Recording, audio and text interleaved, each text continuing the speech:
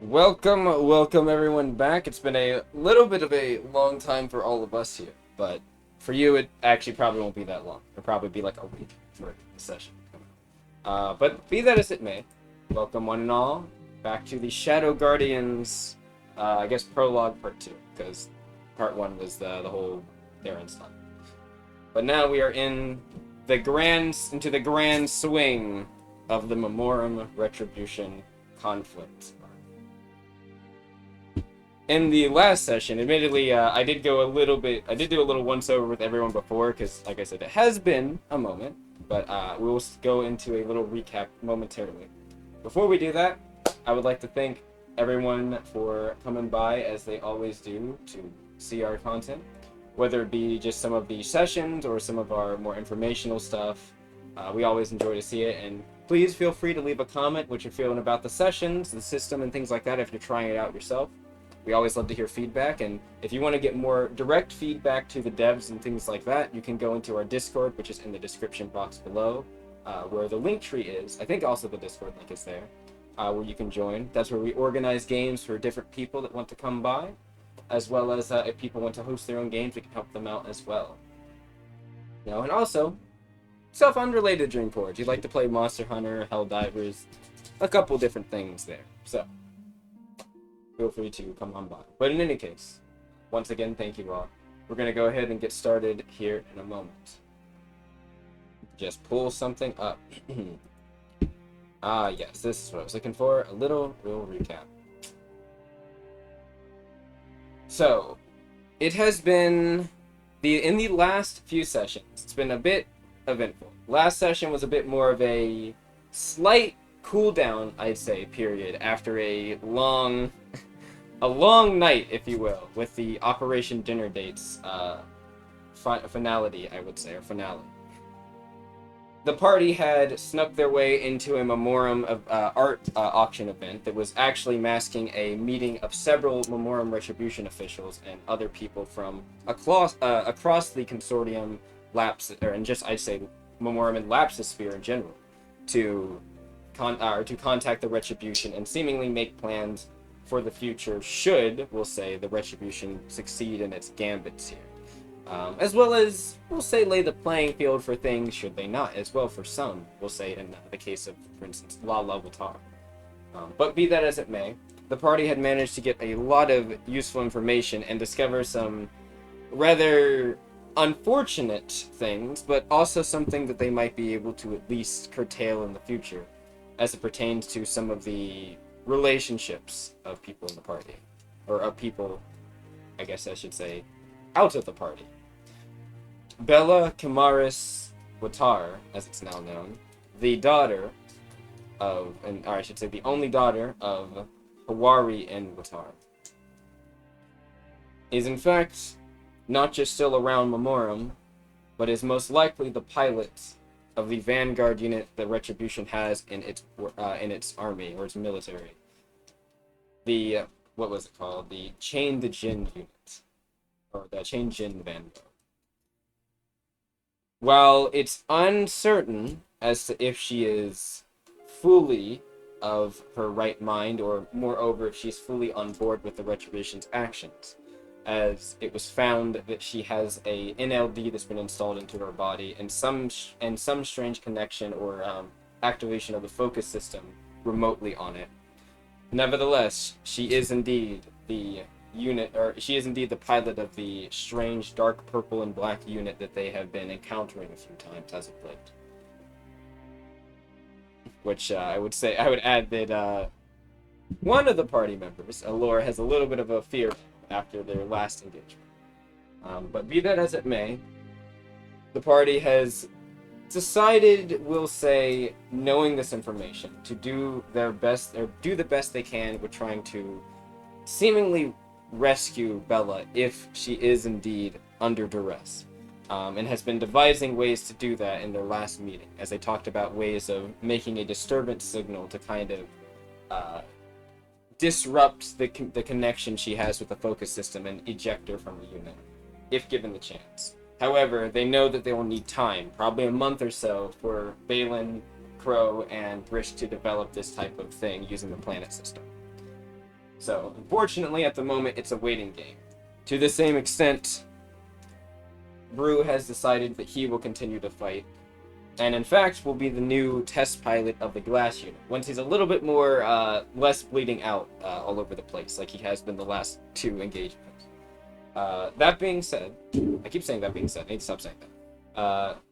Continuing on, the party would deliberate again on the information they retain. Some of the major players, like Hawari and Watar himself, Isaiah Torrington, the head of the Torrington family, who has pretty much put their entire stake into the retribution at this point.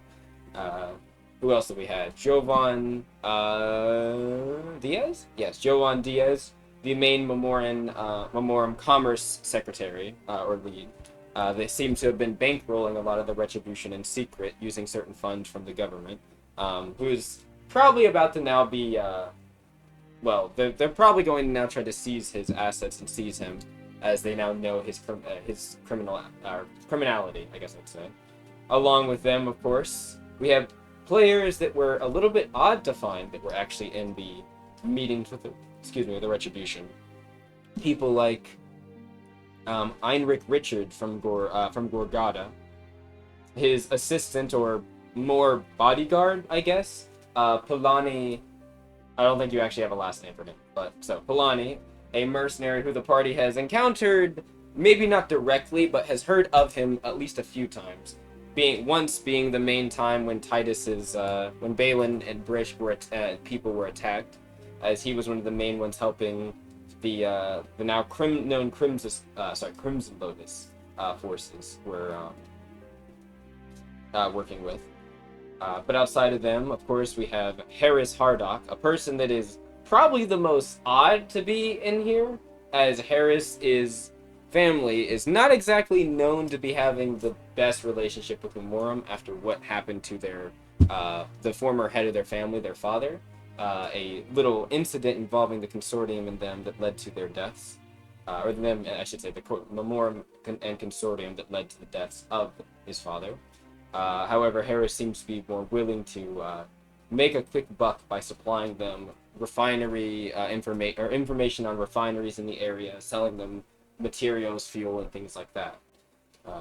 To what end this will be, we'll see. And then the last major player, outside of course, Hawari's sister, Lala, being Aaron Augustus, who took a more neutral approach to everything, more kind of keeping a wide net, if it were. It seemed like Aaron Augustus, one of the 2 head, or known as Lady Augustus, of the head of the Augustus family, or with her husband Felix. She seemed to be a bit more. She seemed to want to wait to play her cards a bit close to her. She kept her cards a bit close to her chest, willing to offer support and such to the Retribution only if they would be accepted by the people, and of course their gambit of being recognized as the true Memorem government really panning out. Obviously, we'll see if that happens, but she can't exactly be indicted necessarily for simply meeting with these people. So that is kind of where that leaves. And then the last one, the one who is probably the most antagonistic to Isaiah, Jovan, and Hawari that was present, Hawari's sister, who is actually the head of the Watar house now, named Lala in Watar. She being one of the few surviving mainline members of the family, as Hawari, of course, was perceived dead for several years before this. Her aim seems centered on her own business ventures and furthering the Watar house. She seems to require a lot of funding for certain endeavors, and she has even seemingly gotten in bed with the with not just Gorgata, but Adala Enterprises, as it seems that she's looking to make some major purchases of the engineering firm, as it's soon probably going to be seized by the government, or the Memorem government. So she's playing some interesting cards in the background, but not exactly something inherently that relates to all of you yet. Though it did seem like one of her affiliates, who I think was revealed to be perhaps her soon-to-be husband, one of her suitors. Fiancé, yeah. Yes, her fiance. Yeah. Which his name was Isa, I believe, right? I don't think I gave you a last name, but yes, Isa. Who talked with Gwendolyn for some time, and actually helped Gwendolyn out by kind of keeping her situation a bit more calm and we'll say inconspicuous, despite her kind of appearing out of the sky into a bush out of nowhere in front of him.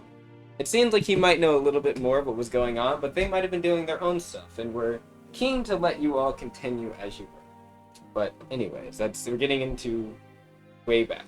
So, as all of that was all laid out, as well as the plans for dealing with Bella, as well as the other units, the Black Gadab units, the Black and Red Gadab units of the Crimson Lotus, and the Retribution in general, the party would receive a transmission about a meeting that is currently about to be conducted that they are all requested to join in on. This meeting, of course, being the main thing that is going to be where we're going to start in a moment, but as it relates to the the Leviathan Strife crew that the party had met on Iconfall, which we'll get into in a moment.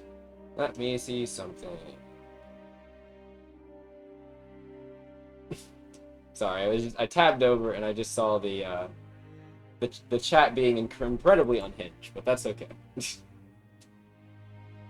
like herding cats. Anyway, what was I? Yes, there was one thing I wanted to touch on. It will be brought up again, but it was decided by Lyshishka and by final decision by Kaya that the party would need a leader or two that would be chosen in the ranks of your current officers, as Kaya has mentioned that she cannot be present during every operation that is going to happen in the future. And knowing that that is the case, she has decided that it is time for a person or people of interest to be noted in the party and become quasi-captains for the party when situations are dire and leadership needs to be some type of leadership role needs to be appointed.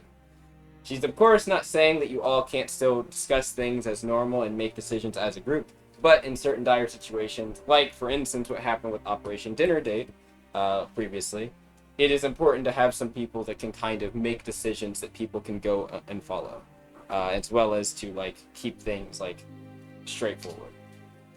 To that extent, Kaya has decided that both Latricia, Nova, and Apani, I forgot the last name, but Apani, I think it's still being decided actually, have been appointed as the new team leaders in situations like that.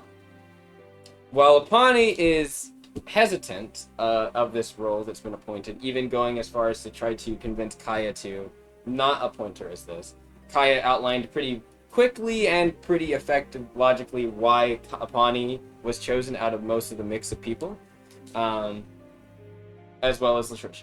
And it seems to be that Kaya has faith in her, and ironically, it seems like all of the people in her party, or at least most of them, have faith in her abilities to lead as well, especially after how Operation Dinner Date went, which despite what Apani feels, actually went better than it could have, in spite of how bad things got towards the end. So, with the decision making of both Latricia and Apani, then things very quickly were able to be dealt with, is all I'm saying.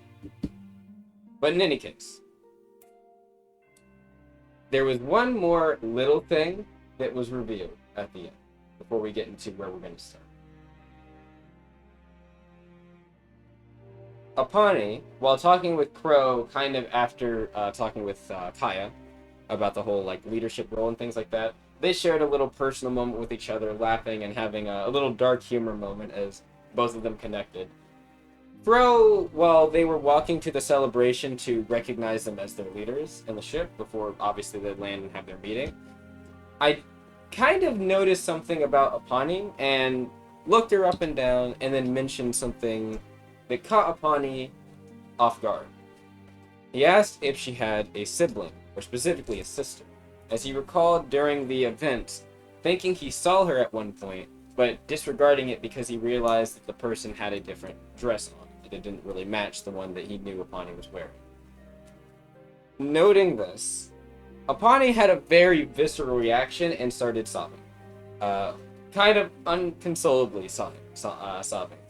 Eventually, she was able to get herself a bit more calm and collected once she got back to the room, and both Crow and Latricia kind of like brought her food and calmed her down. Uh, Also, not everyone knows why. They were kind of on open comms when Apani started having a moment, so everyone just kind of heard Crow trying to console a very sobbing Apani and not knowing why that happened.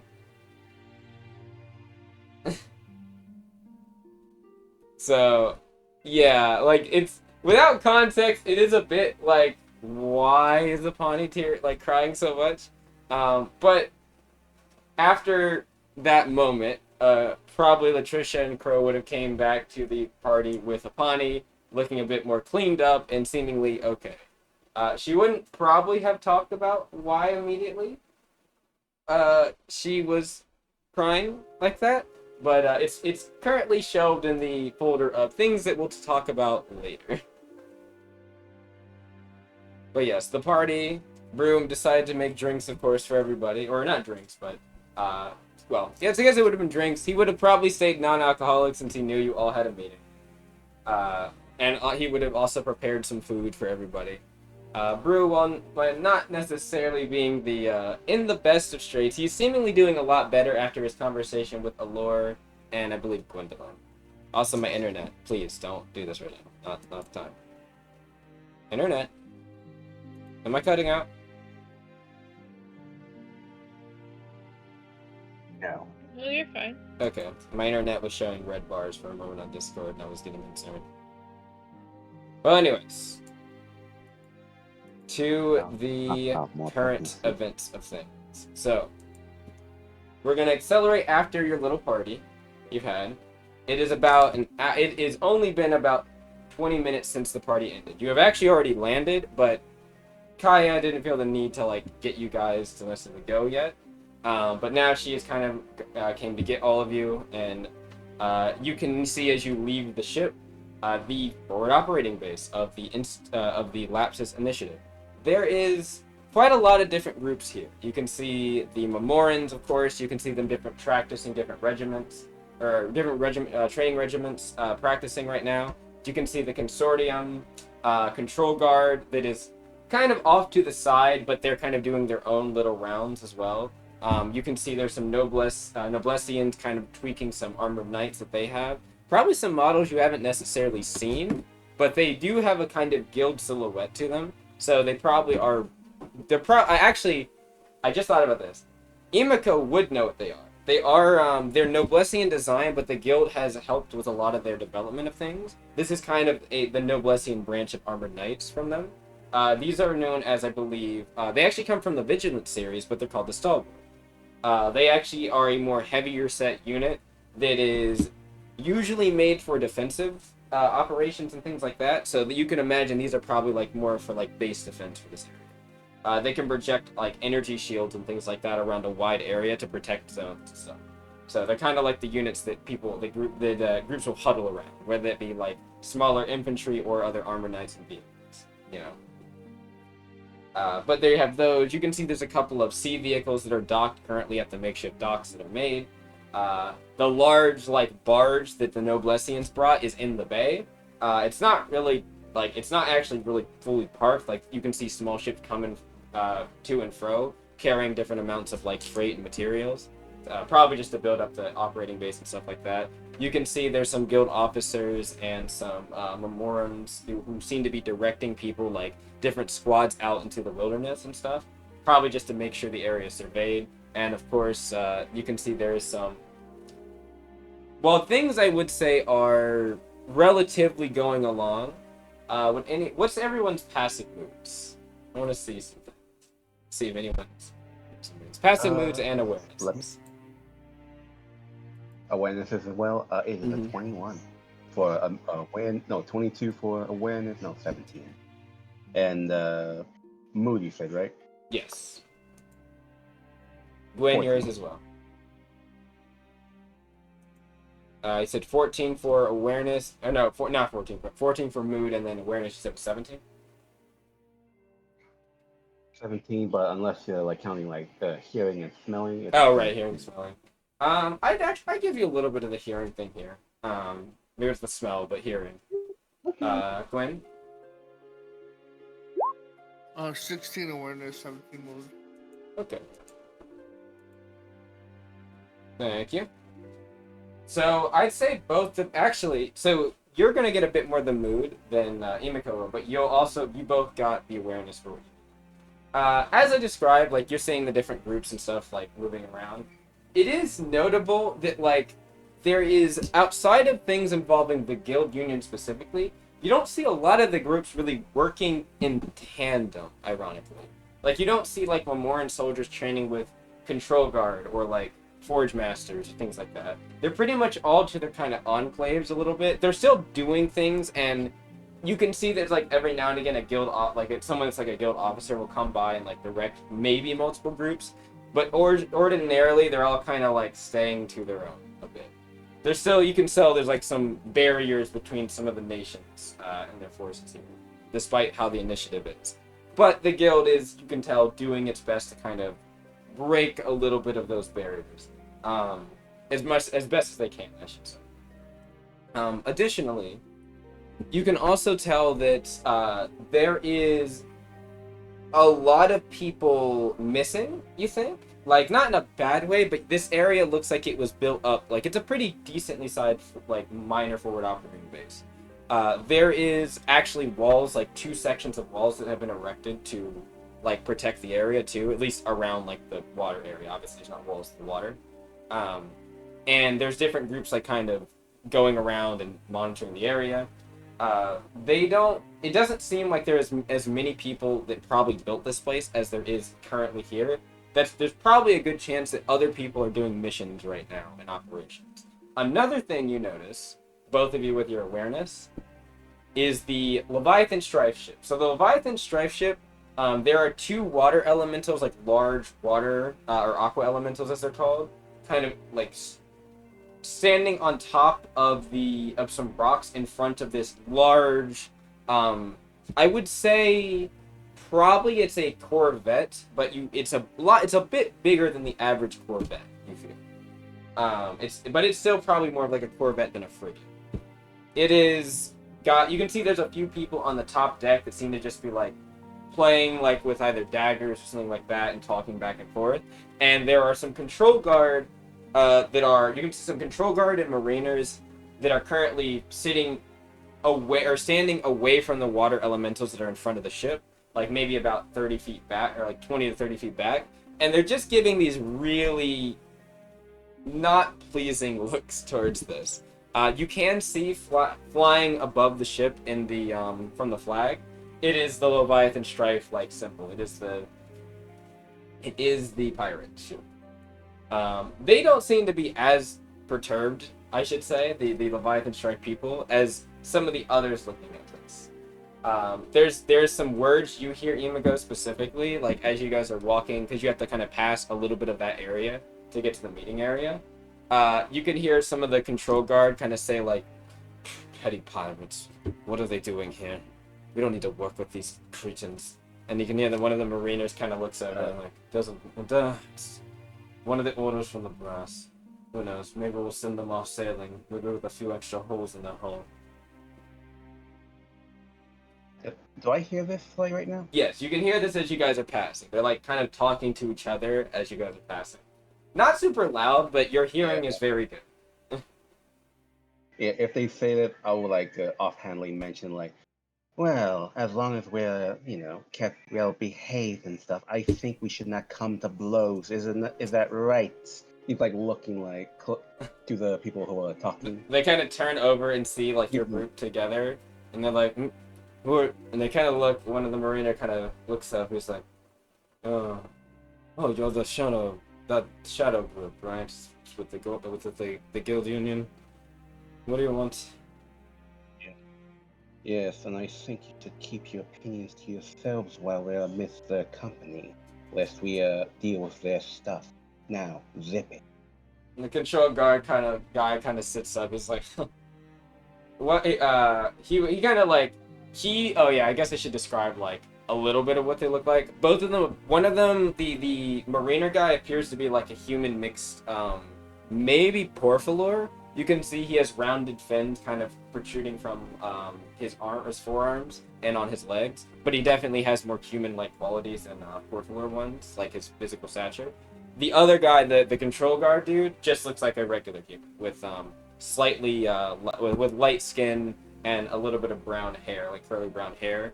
That you can see his helmet's currently off. It's probably like to his side, like tied to his buckle or his belt buckle.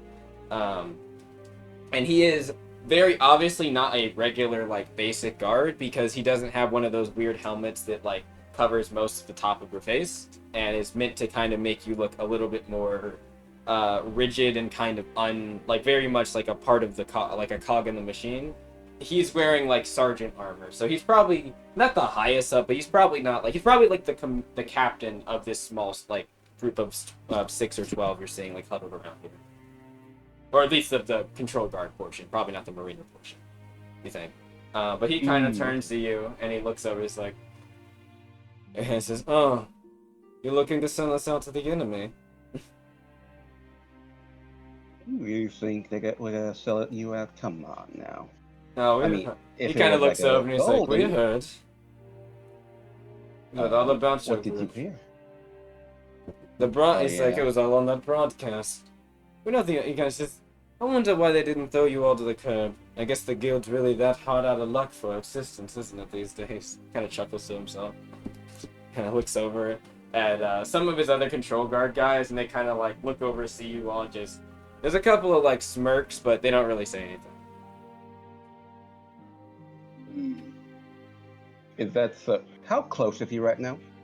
You guys are probably within 10 feet of each other. Not super close, but like walking. Also, Gwendolyn, you're right next to Emika, so you're hearing this as well. If you want to say anything ever. Also here? Yes, you are all walking together. So I don't know how much you missed, but Emika caught a control guard member who seems to be maybe a captain of this, like he's a sergeant, leading this like group over here, as well as a mariner, consortium mariner who is also over here. Not affiliated as they're both consortium, but not in the same squad, it seems like, or party. They were talking about the Leviathan Strife ship that's parked here. You guys were on your way to the meeting and you had to cross the path next to them. And they were offhandedly talking about like sinking the pirate ship. Like they were definitely being a bit flippant. Yes. Yeah. So hey, while they're getting a little chuckle on, Emiko's gonna snap her fingers as she casts Flowing Burst on this one particular spot. Are you casting it on the group or on the person? The main two. On the person. Okay, so the main. Yes. Yeah. I'll roll a will save. I'll do that. Yeah. How much is that again? Does this cause damage? No, this doesn't cause No. damage. He fails. That's good. He fails. Yeah. So as they're kind of looking, he looks like he's about to say something else, and then you just snap your fingers and say slow, as the ball of like this kind of bluish ball or pearl ball like flows over to him and it kind of expands. A couple of them you can see kind of reach for their weapons that are not in the burst. They're like, "Hey, what are you doing?" As like the guy's like, No. Yeah. If I have you guys' attention, while we're in their presence, I suggest you keep your mouth shut. Is that clear? Or do anyone else have any opinions you want to share about us selling you out? Because if not, then I'll probably push you off this board right now. One of the soldiers looks over. Oh, I guess I should have rolled for the Moralist dude too, because he was right there. Yeah, they both failed. So the other two, the control guard soldiers, you can see the mariner soldiers were kind of like not really paying attention, but after the spell, they kind of turn around and they jump off like the rock and stuff, and they're moving over. They're not super far, like 10-ish feet away too, but they are 10 or 15 feet, and they kind of run over as well. Like, what's happening? What's happening? But the control guard guys are the first to react. They kind of move over. As you say what you say, one of them draws their sword, kind of like pointing at you, moving over, and they're like, and they kind of say, "You'd expect us to trust some traders that were willing to sell us out to the retribution?" Do you think we're gonna sell you out? Working with slavers. Obviously not. Slavers. Really? I don't think so. Huh. They kind of I looks think over. not. He kind of looks. They're looking at your group over a bit, and it's like, hmm. Where's that Do you see Titus any slavery creature? amidst it? Oh, wait, Creature. Titus is You he's a fiend, right? think he's a fiend, yes. Ooh. Ooh. Mm, They would probably say. Hmm. Trying to think, what's the word they call him? I think they're called like oh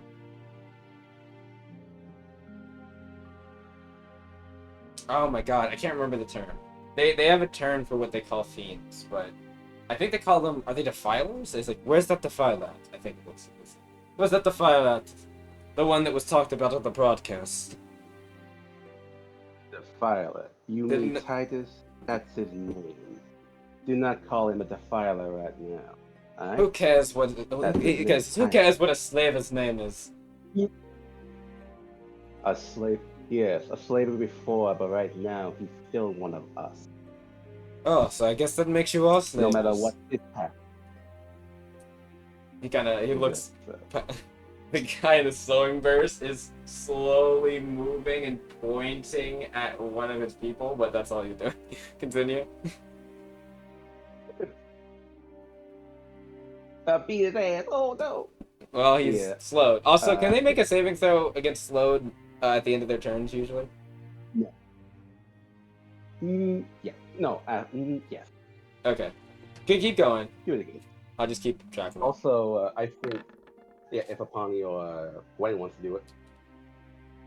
Oh, say anything? Yeah, I mean, both Apani and Gwen are there. Yeah. Yeah. I feel like usually a Pawnee would say something, but a Pawnee Oh no. just remains silent. Okay, Gwen. Oh no, you're gonna throw me out to the wolves. Anything to say, Gwen? Gwen is sleeping right now. Probably. Continue then. But yes. Really, do you really think of us as slavers besides that one little thing with Titus and them? I think not, after what we done for I don't everyone know. around here. The guy says, you're working with pirates. He says, you got us working with pirates now. He would say, I mean, he said, you and the guild got us working with pirates now. I bet you got some retribution people under your ranks as well. He kind of like gives like a squint. And the other guy, the captain, kind of breaks under the stone and he kind of says, you damn silver winch, how dare you! He kind of like draws his sword. Don't The, make me do the it mariner again. guy kind of like he grabs his arm. He's like, what are you doing? He's like, they just cast a spell on me. You don't. He says, that's tantamount. He says, no. He said, it was a non-damaging spell. He kind of looks over at you and he says, though it was quite rude. It was rude, but you were definitely rude to us back. So that makes us even. He kind of looks over. He says, someone need to teach this silver winch some manners. And he kind of like, he lets go of his sword. Go He looks like ahead. he's about to like walk over to strike you.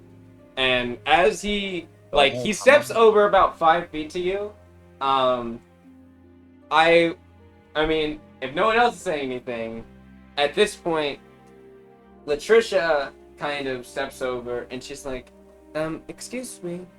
And this guy, okay, in terms of height, he's taller than you, Imiko. He's like 5'8". But Latricia steps over and he's fucking dwarfed by her, even in armor. And she kind of looks down and she's like, excuse me, as your marina friend said.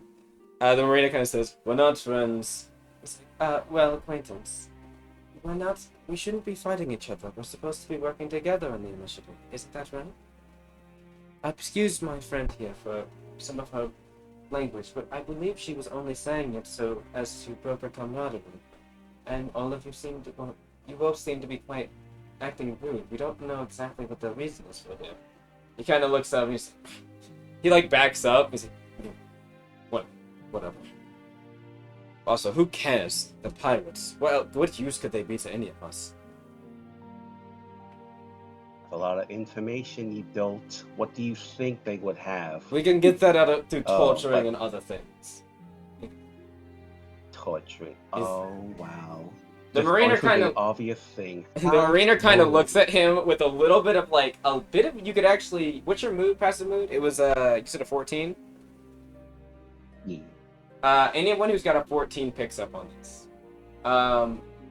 You pick up on there's a bit of disgust in the Mariner's face when he says that, but he doesn't say anything.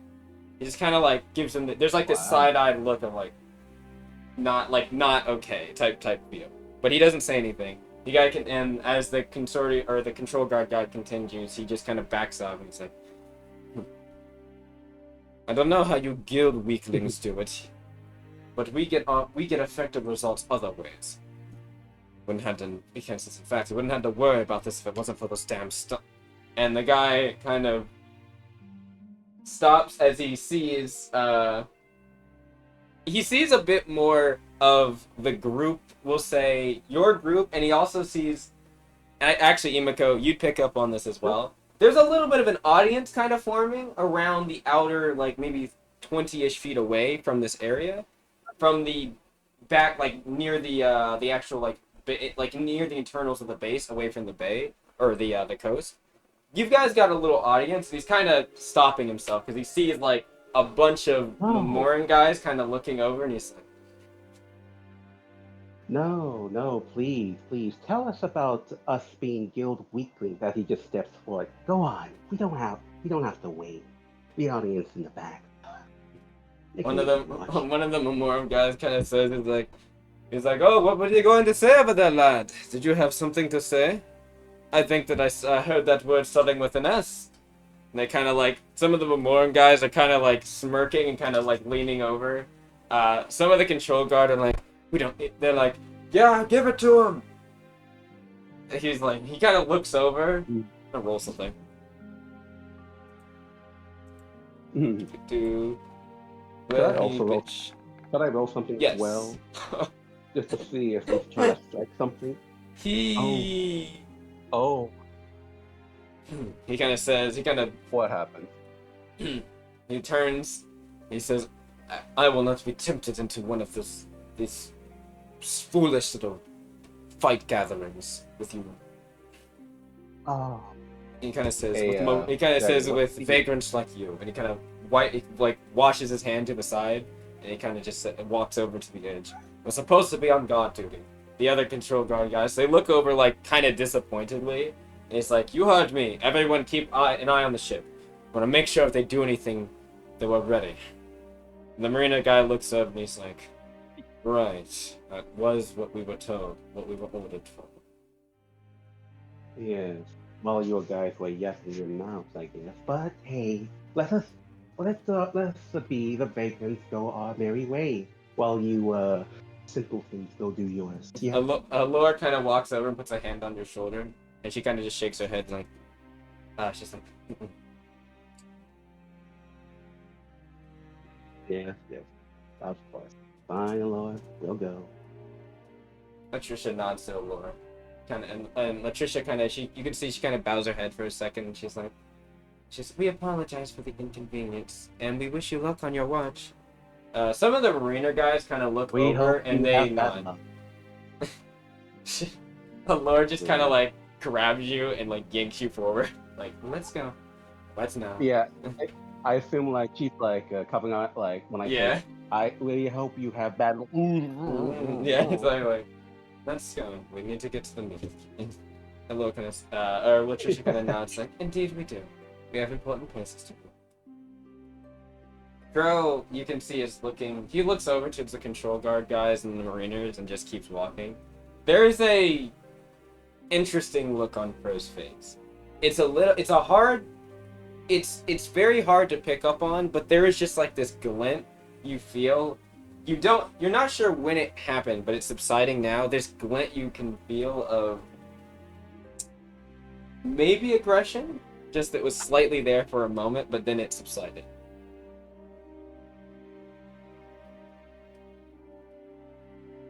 Also, yes. really, While I don't say anything, could I perhaps use my paracausal energy to like pick up that? What would you like to do? You see Paradox and used it what now? To see if I caught that. Roll me a Like, soul what's system. he like? What's brewing? Roll me a soul Yes. system. What's brewing under there? I wonder. As you guys continue to the meeting. 16. 16. There was a trickle of, for a moment, felt like a slight bit of pressure from Crow. You think it was towards the moment, it was towards the end, when he mentioned whatever he was about to say that started with S, that would, like, a trickle of pressure emanated from Crow, and then it subsided. You think it's probably because Crow got a handle of it the moment that it was about to happen, but it doesn't seem like, as you're kind of sensing around, there are other energy signatures here. Obviously, your team and other people around the area, the base. You don't think anyone really noticed, because no one's really looking over, like, everyone kind of looks like, nothing happened, like, they're going back to work. Like, you can see people, like, guild officers and other people, like, Noblessian leaders, so, like, get back to work. And you can hear, like, another person, like, one of the marina, or one of the Forge Master captains, says, yes, you know, we need to get back to things. So I've got a lot of stuff before the base is up and running. They just feel like, ah, whatever. Like, so yeah.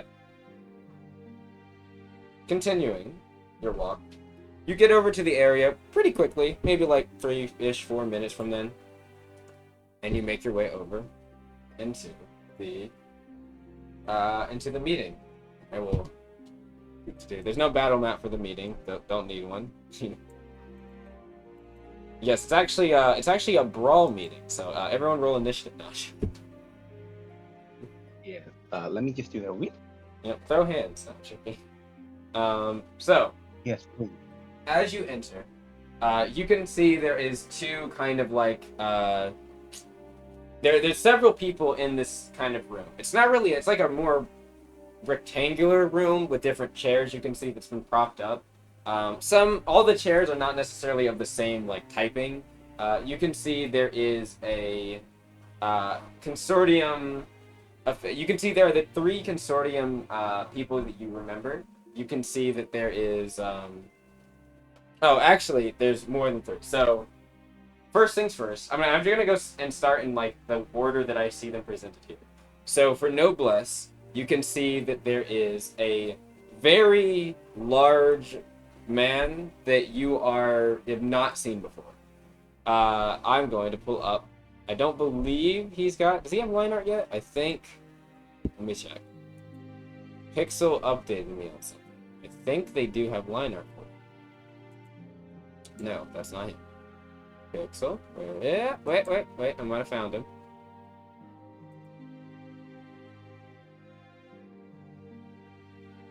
Okay.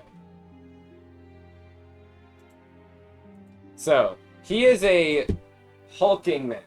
Maybe probably, he's about as tall, if not a little bit taller than Latricia is. He is physically big with these very, like, rotund muscles and, like, form to his body. He's very barrel-chested.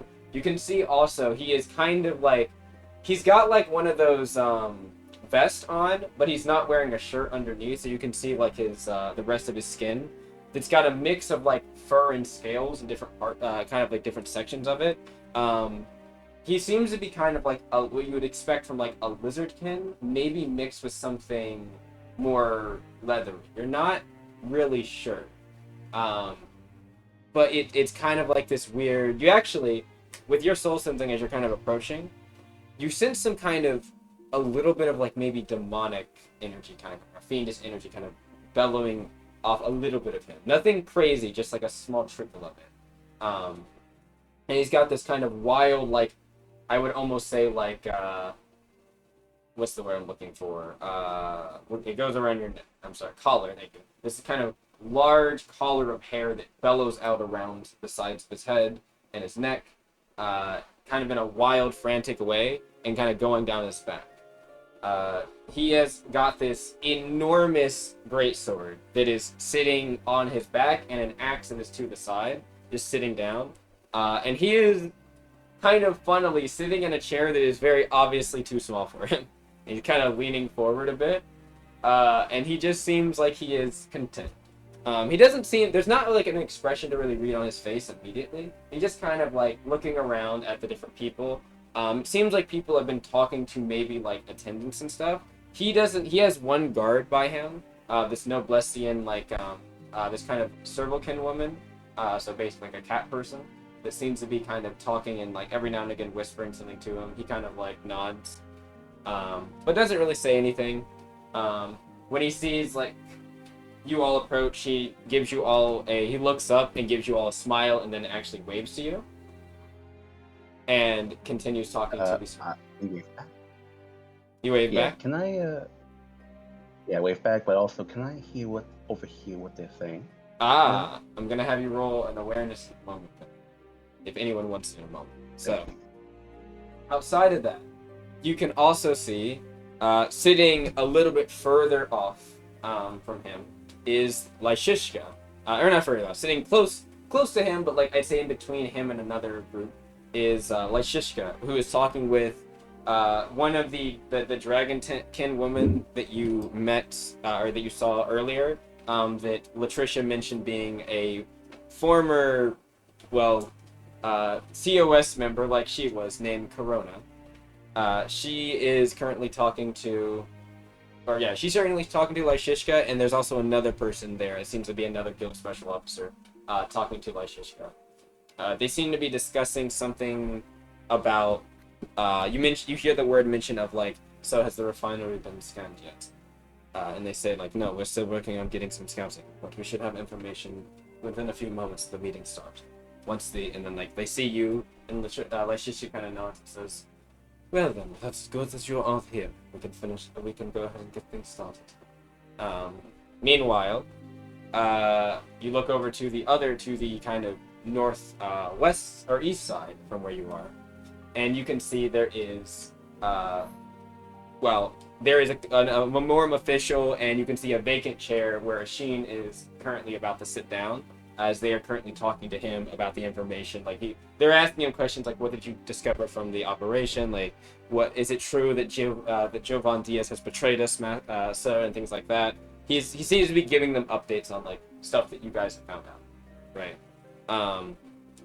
And then next, you can see there's a set of what looks to be 3 chairs. You can see there is a, or sorry, 4. There are 3 or 4. We'll say 4 chairs. That are near each other, but not exactly like they're in a group, but they're not like next to each other like single file.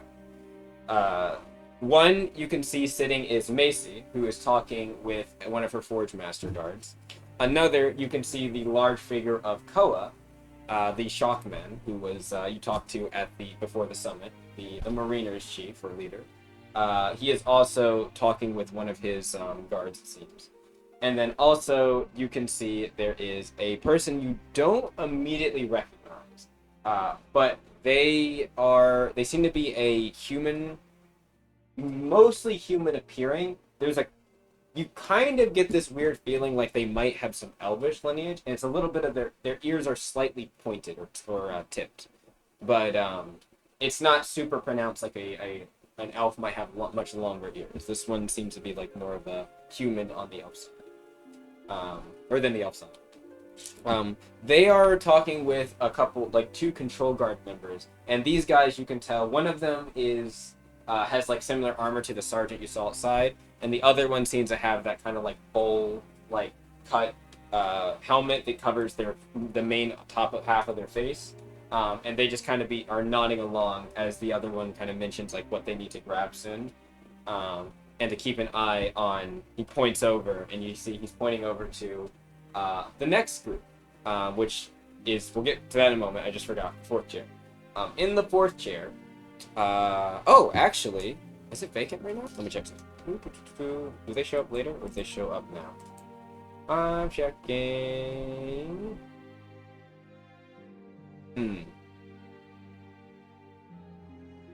They are... they are present. It is a woman, an elven, who seems to be speaking to. They actually are sitting by themselves. They're just nodding, waiting for things. They look to be wearing some rather nice consortium attire, some like more regal type of attire. So you think they're probably something important. It reminds you a bit of the it kind of gives you the vibe of like how Eric, Emmanuel, and Chase were dressed. So you get the vibe that like this might be a council member of some kind. You can roll me. Anyone can roll me a knowledge local regal if they'd like to know who this is. And then also, I think I missed them. Awareness. Awareness, and then also local regal if you want to know who this is. Yep. So Anyone can roll coming this. up. Yes, anyone can roll this.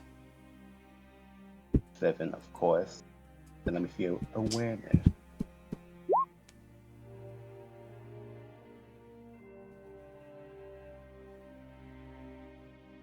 That's my awareness. Okay. No local I'm not regal? gonna do local Hold on. regal. Okay. I have a 1 for local regal. Fair enough.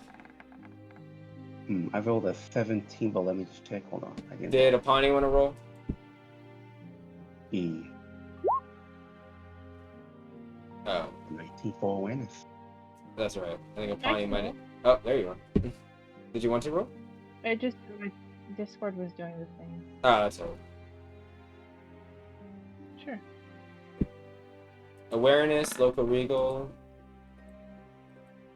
Can I roll awareness? Yes. You can technically roll both. Okay. So 19 and 23, those were awarenesses, I believe, right? Let's see. Thank you. Ah, 27. Ooh. Okay. I rolled a 24 on awareness. Alright. And then regal. Local regal. Let me see.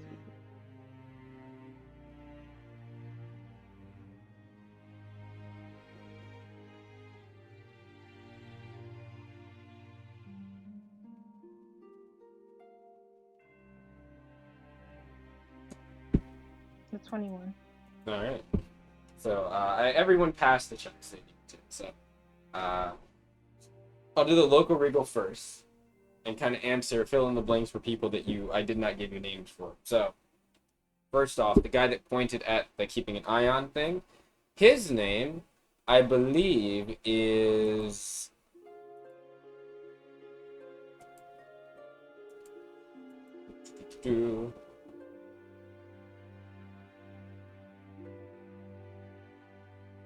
Is it...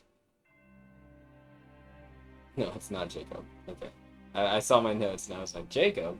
He's back now, it's not Jacob. It is... Huh, found his first name, didn't find his last name. Gregory. His name is Gregory.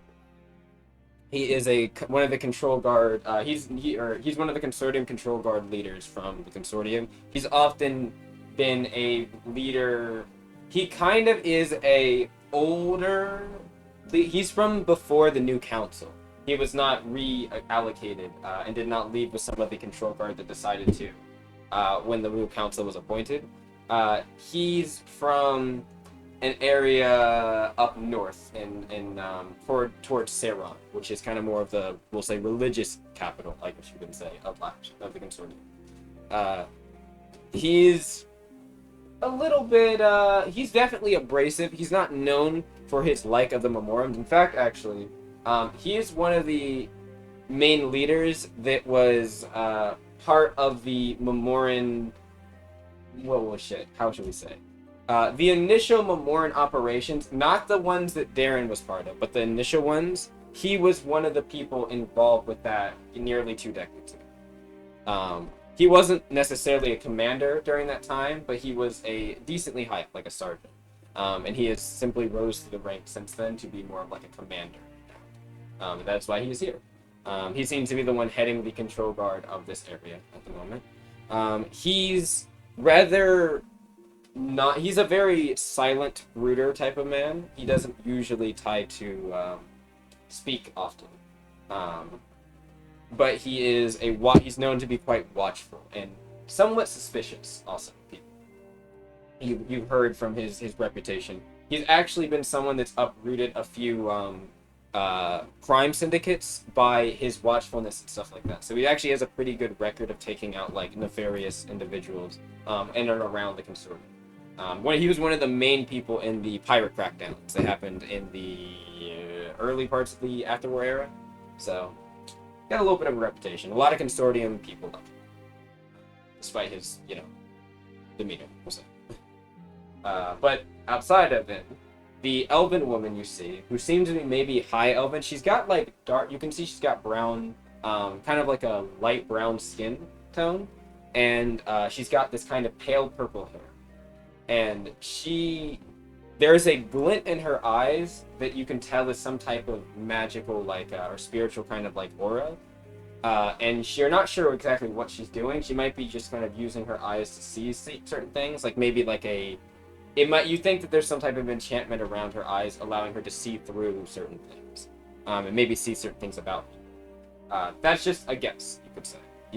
There's other things you can roll later to figure that out.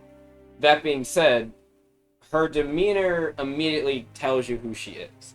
She is Rallis. I don't remember her last name, I apologize. She is actually the second council member of the place that Hirata is from, Lowi Lowi Kai.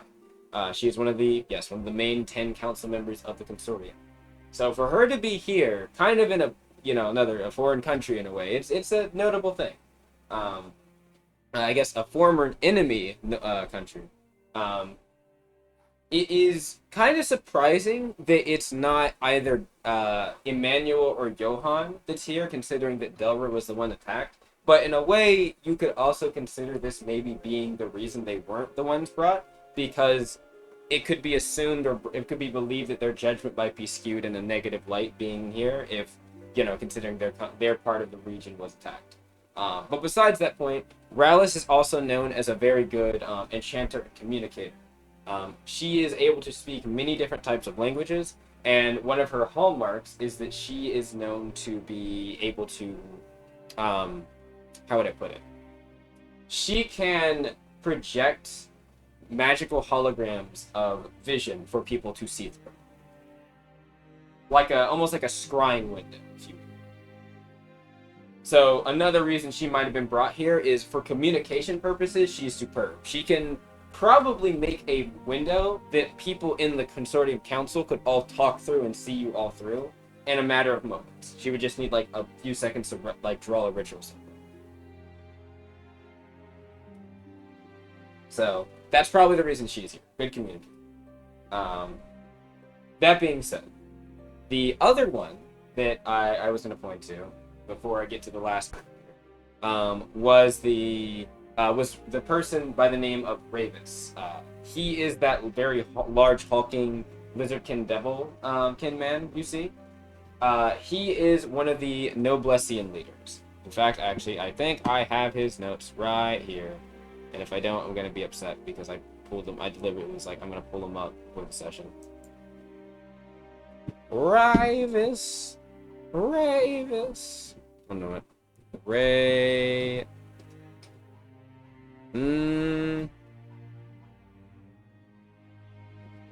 Really? Oh, okay. I definitely wrote one sec. I don't believe that I didn't write this down. I definitely wrote this down.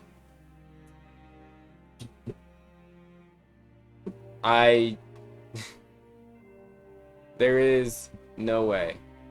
There is actually no way. I remember I gave the one moment. Where else could it be? Where else could it be? I know where it could be. One moment. Let me try.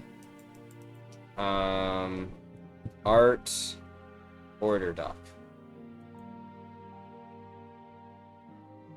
I found it. I don't know why I didn't move this other stuff, but I found it. Okay. Yes. So I'm just gonna read part of the description here. Ravis is a large male, bloodlit fang lupin. Lupin? That was wait. Let me check something real quick. Oh no. Did I misread something? I think I misread something. This might be a me problem. I apologize. I don't want to misspeak. Oh, good. Okay. I said Lizardkin. I apologize. He is a Lupin. I was like, I wonder why he has so much fur. That's why. He is not a Lizardkin. He is Lupin Devilkin. Right. Yep. That's why. Yep. Okay. Retconning that a bit. I apologize. That was me misspeaking. I was like, wait, Bloodlit Fangs, I'm pretty sure is the Lupin blood thing. Yeah. Okay, so anyway. Ravis is a large male Bloodlit Fang Lupin. Though he is still he can still be somewhat slightly smaller than the largest of what Direwolf Lupin can get to. He's actually not too far smaller than, what is it, what's the one guy that Emiko really likes and got his autograph? Lloyd. Lloyd is a very, a very hulking form, and, Direwolf Lupins are usually the largest of Lupin. For what he is, he's actually pretty large. What was it? He has a full physique with several scars across his arms and chest, though they seem to have healed rather well, due to time. He has a somewhat imposing-looking stature, though is rather calm and collected when looked upon. He is also regarded as by those that he governs usually, from what actually Emiko would know a little bit about this, considering she's somewhat been to from Noblesse a bit now. He is usually regarded as a rather considerate and doting leader to his people. He has a particular smile that can appear menacing to some, though most in his nation find it quite comforting due to his past and his general ability to still smile, we'll say, in spite of it, for those that know. He has often a habit of placing himself in harm's way, more readily due to being quite resilient, as you can see, and which is displayed by the scars across his body. He is as of AW8, so actually within the last 2 years, though he does have some history in Noblesse before then. He was chosen to be the Southern, wait, I said 2 years, sorry, 3 years, because it's AW11. He was chosen to be the Southern Noblessian leader, along with Kesha for Central Noblesse and Mirth for Northern Noblesse. He had not seeked office before, but due to his high affinity with the Southern area's people of Noblesse, even among the former leader of the South himself, he basically swept the area in votes and such when he was appointed. Yes. So that is a bit more about Ravis, from what people know. Emiko knows a little bit more about Ravis just because her knowledge of Noblesse, but in general, that's the kind of main thing. I'd say, I guess, Emiko, what you might know. Ravis' fighting style is that of what is called Marauders. He is physically strong enough to wield what are usually two-handed heavy weapons in one hand, or one hand each. He wields a double-edged cleaver axe, which you can see off to the side, and then it has a bit of alto design mixed with certain beast parts from variety of different beasts he's probably slain. And then he has a broadsword that is a noblesse design, and it is an heirloom. The people that know him well of his nation know that this is an heirloom from his father, that he carries a sigil of Sol emblazoned on it. Sol being one of the former regions of noblesse that was lost during the Rising War. So it is a very important thing to do, which is probably why that's the one on his back. Repeat that. Repeat that again. Which part? The broadsword part or the whole part? The whole part. Here, I can just do this. I will just copy and paste. Yeah. I'll put it in. Where's the Shadow Guardian shot? Yeah, I see it. There you go. Check the Shadow Guardian shot.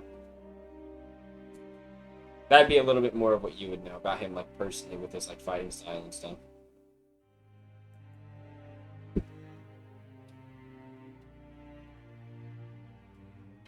Outside of that, the last people here, we have our Kata.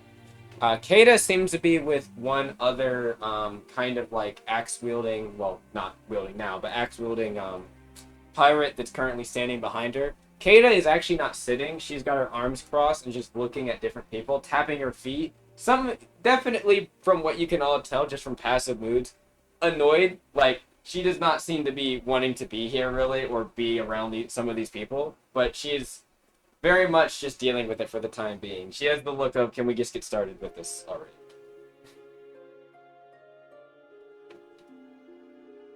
And awareness. I forgot.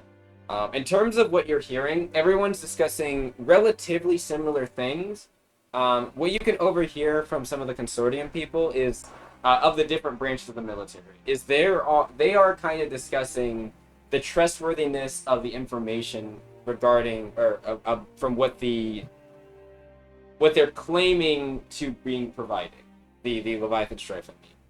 But they haven't mentioned anything directly yet because it seems like they might not know what that information is fully yet. The Lyshishka seems to be talking about like making sure everything is in store because they will most likely be beginning the operation within a few days or so, if not sooner. So she's telling Corona to basically make sure that the guild ships and stuff like that will be taking people are ready. Ravis, they're actually not even having a conversation really about this. Ravis seems to be talking to the Servalkin about something happening back at Noblesse. He's mentioning how are they still dealing with those abomination attacks down in the up in the central Noblesse, and that the Servalkin woman kind of looks over and she nods and is saying like, yes, I believe so. That is unfortunately we're still dealing with that situation. And he's asking like if it's really the best idea for him to be here instead of being there to help out around. However, she assures that Kesha and Mirth can handle things while they're gone for the time being. And he just kind of nods. So yeah, that's all you would get from your awarenesses. But unless someone wants to say anything, Lyshishka will stand up and she will clap her hands and look over and say, all of the parties are at play and here at the moment. It is time to begin the meeting. Now then, she will look over. If you would, Miss Kata. Kata stops tapping her foot and she kind of just goes like, took everyone so long. She looks over at you all. I thought the Shadow Guardians were known to be a bit more fashionably early. No, we're more fashionably late than ever, girl. It's that. Well, in any case, let's get this over with. One of the, as she kind of goes to walk over, like, to the main, like, I guess, stage, if it were, like, the central area of the room, I need to read something. No, not that. Oh my god, the thing is, I keep clicking the wrong tab. Okay, who's gonna say something first?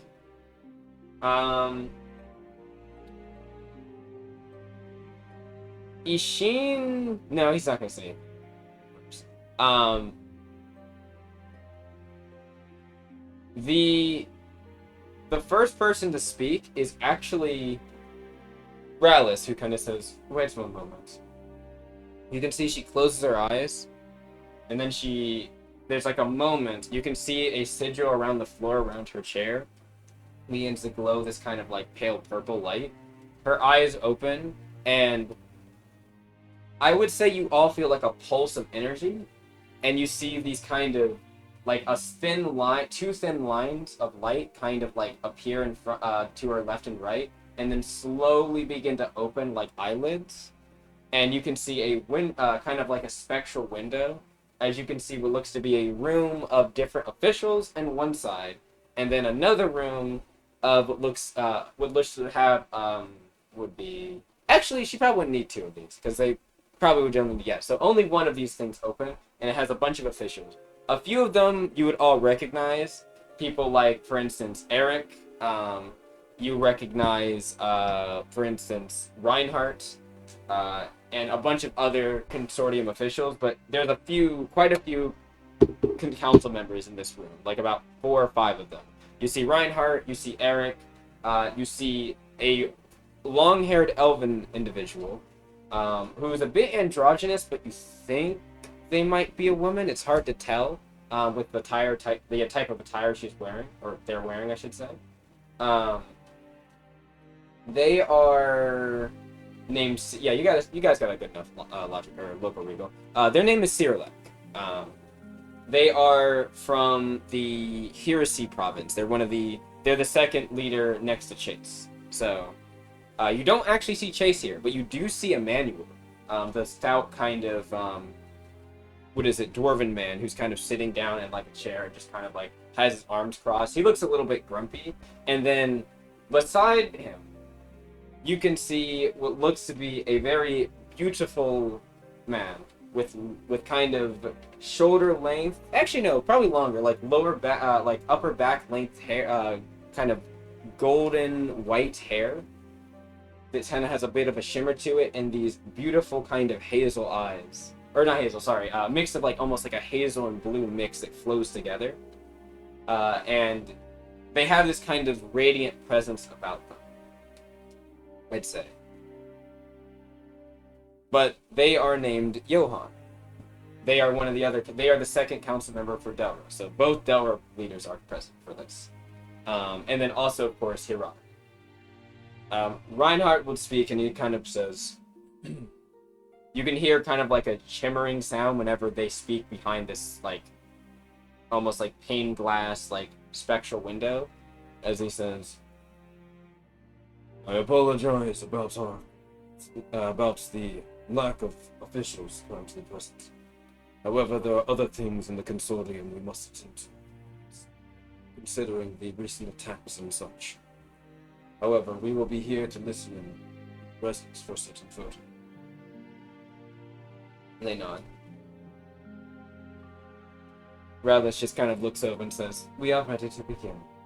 Or sorry, we are ready to begin. That's all she was saying. So, as that happens, Kata will walk over and say, but though they're done with their flashiness, let's get this over with, as I was saying. So, nothing too crazy. It's a simple thing. We're asking for a little armistice, if you will. A little conjoined thing here. They kind of, you can see all the officials look over. Well, we have information that you might all want, and we're willing to provide it to you. However, we would like you to help us with something in return. Now with two things, actually. One of the, you can hear the, Gregory kind of mumbers, he kind of says, it's always two things. It's always multiple with pirates. She kind of says, now, we're supposed to be having a little nice meeting here. She looks over. Anyways, yes, my captain Yondu Ferris, against some of the wishes of some of our members and other captains, wants to make a deal with this, what are you calling this, initiative or thing? The, Leshishka kind of says, the Lapsus initiative. Yes, that thing, whatever that is. We're willing to make a deal with it. We help you, give you information as it pertains to multiple retribution sites that are hidden currently across your seas, and as well as their holding for certain people. And in return, you help us decommission some of their refinery sites and stop them from pumping what they're pumping all around the waters of Memorem. Oh, and of course, you give us all immunity from things, so that we aren't going to be shot in the back. She kind of looks over at the Consortium people when she says this. While we're doing this little get-together. Oh, and we'd like some of our people returned. The, Koa kind of looks over and he kind of... There's like a chuckle for a second. I don't know why you would expect us to obey, to follow that agreement. She kind of looks over. Oh. She says, is the illustrious Koa not a man of his word? That's not the point, I mean. I know you are aware of the Consortium's usual non-compliance or agreement clause with pirates, bandits, or terrorist organization. regulations and our laws. She kind of says, but I thought that there's been recent movement to alter that from the new council. She kind of raises an eyebrow. To update the clause. Why not use this as a little test run? Show you that we're all not the vagrants you might think we are. Koa kind of doesn't. He doesn't say anything, he just kind of. You can see he's contemplating some things. By the way, feel free to jump in if any of you all want to. Yeah, I want to know like when to jump in or when to not interrupt because There's like I'd say we'll say for a moment, there's a little pause after that kind of moment before she speaks again, if anyone wants to jump. Well, Imiko's probably not gonna say anything, but she will like try to glean into anything that Kate is like trying to not like suppress like anything that's like she's not saying I see what out you in mean. the open. Roll me a mood. Roll me a mood. Yes. Apani, Gwendolyn, anything to add at the moment, or are you just kind of listening in for now with what's happening? Just listening for now, but I can Alright. roll a mood. Cool. Feel free to roll a mood if you'd like. To see, like, the cadence of the person speaking. Ooh, that's not a good one. As far as you can tell, she is a free spirit and has no... Like, she's talking very smugly, but you don't think she's talking with an air of, like, deceit. She just seems like she's very smug and sure of herself about matters. Also, very clearly, she's annoyed with people here. Maybe not everyone, but definitely some people here. Oh, okay. Do I figure out anything else over 21? Yes. The 21, you definitely do. So she is definitely not, like, necessarily... The last bit where she said, oh, also, we want you to release some of our people. There's definitely, like, a insistence on that one at the end. Like, she definitely... That seems like something maybe she really wants out of all of this. But outside of that, there's kind of this... There's not an air of deceit. You almost get this vibe, like, she doesn't feel the need to be deceitful, but she's expecting others to be. And she's like, I wouldn't say, how would I put it? You know how, like, almost like a cat and mouse? Like, to her, this almost, everything for a moment feels more like a game to her, before eventually, when she mentioned to, like, but we also want our people back, that's when she gets a bit more serious. But then she kind of goes back to her more, like, disaffected kind of, like, attitude towards things. Okay. I think Apani will continue to listen. Okay. Mm. So, as Yeah. Koa stops saying something for the moment, the first one to speak up, or not, I shouldn't say the first one, the next one to speak up, is the large man, the man, the myth, the legend, Ravis, who I definitely did not miscall Lizardkin when I saw him. Anyway, Ravis, he kind of sits up a bit more in his chair, this creaking small chair, which he kind of says, he kind of like, as he sits up, he kind of looks back, he says, I don't suppose it would be too much for me to ask for a new chair, please. This is... He kind of looks down, quite uncomfortable. Shishka kind of nods, she says, yes, we are currently requisitioning one. I believe we were not prepared for people of your stature. He kind of says, it's understand. He holds up a hand, it's fine, I understand. It's just a bit... he just sits up, he like stands up, I'm just going to stand for now. And now that he's standing, you can definitely see he is, he's got the big barabad. He's a big man. And he will look over and says, in any case, I would like to speak more directly with the Leviathan Strife's envoy here, Miss, he says, Keda. You can call me Keda. Says, Keda, then. I should tell you, Noblesse is somewhat apprehensive about working with the Leviathan Strife.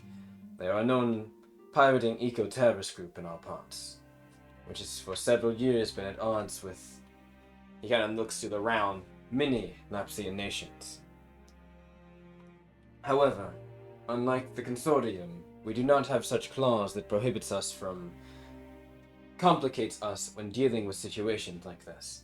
If you have information to provide, and you are willing to also agree to not attack any of our vessels for this duration of armistice, well, we might be willing to agree to the cooperation through the initiative here, at least for the time being. Also, you must swear to not attack any more of our plants and elemental shard extractors. I know that that is something that you have all done recently. She kind of coos a bit, like, oh. Well, unfortunately, they were causing a lot of flux disruption when they were emitting some of that burn-off. You know that has some nasty effects on the environment. He nods, he says, I am aware of these things, miss. However, energy must be provided to citizens. I understand that there is a balance at play, I assure you. So you can tell there's like a how would I say, not a passing glance, but like a glare, not of like aggression, but she's trying to like appraise him a bit, trying to feel him out, like how forthright he is. And then she kind of leans back and seems a bit satisfied with her hand on her hip, her right hand on her hip, and kind of says, well, at least somebody here is a bit more forthright than the others. Anyone else couching some suspicions or agitations they'd like to let out? Now's the time before we sign anything officially. So if you want to call us miscreants, raiders, pirates, terrorists, whatever, go ahead and get it out now so we can get it on with this. And you can see Gregory actually speaks up, the consortium guy, and he kind of says, "Do not speak so softly about these matters.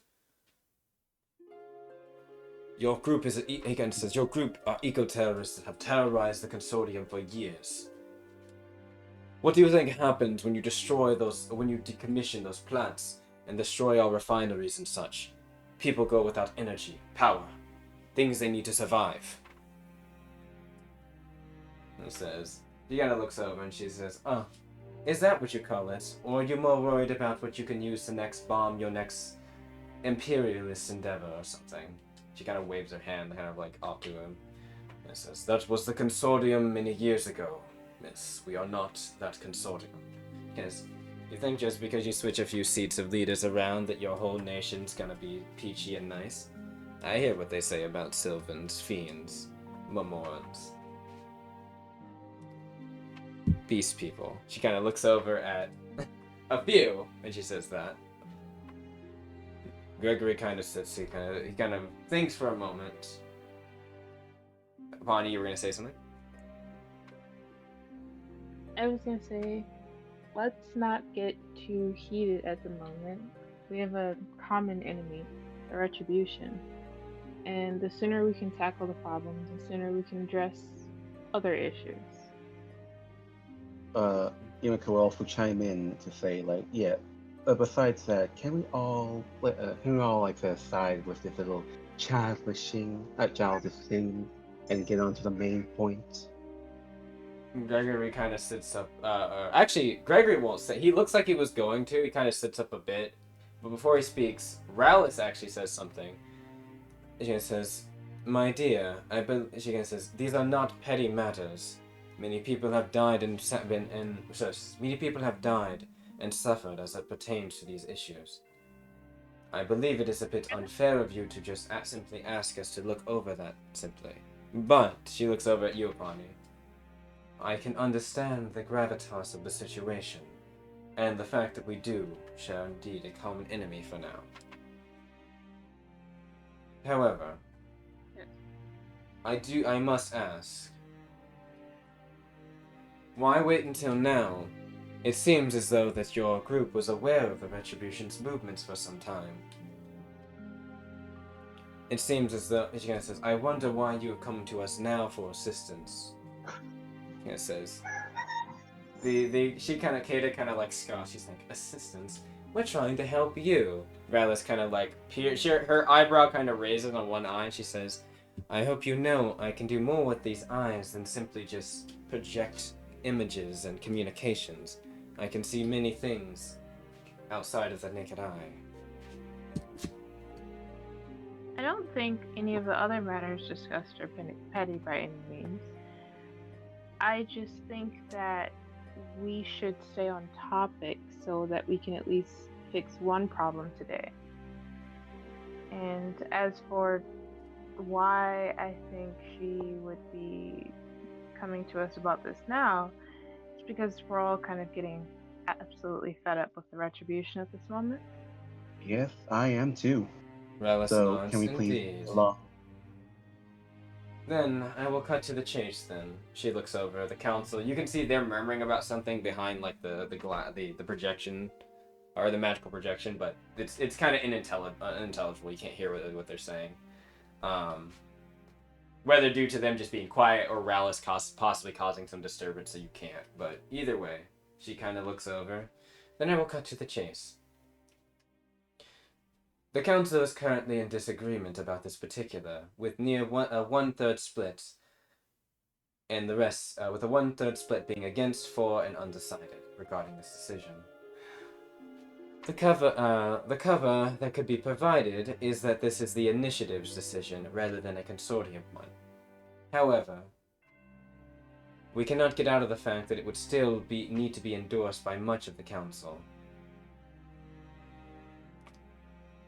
Also, as it pertains to the last matter you mentioned, we are not exactly desiring to release any Leviathan Strife members, nor make necessarily an armistice with them. For instance, we suspect that some of us suspect the pirates' motives, namely Hirata, myself, and Reinhardt, while others, Chase, Serlak, and Emmanuel, believe that you might be potentially in cahoots with the Retribution, attempting to put us into a trap. However, she kind of thinks, closes her eyes for a moment. Eric, Viliata, Johan, surprisingly.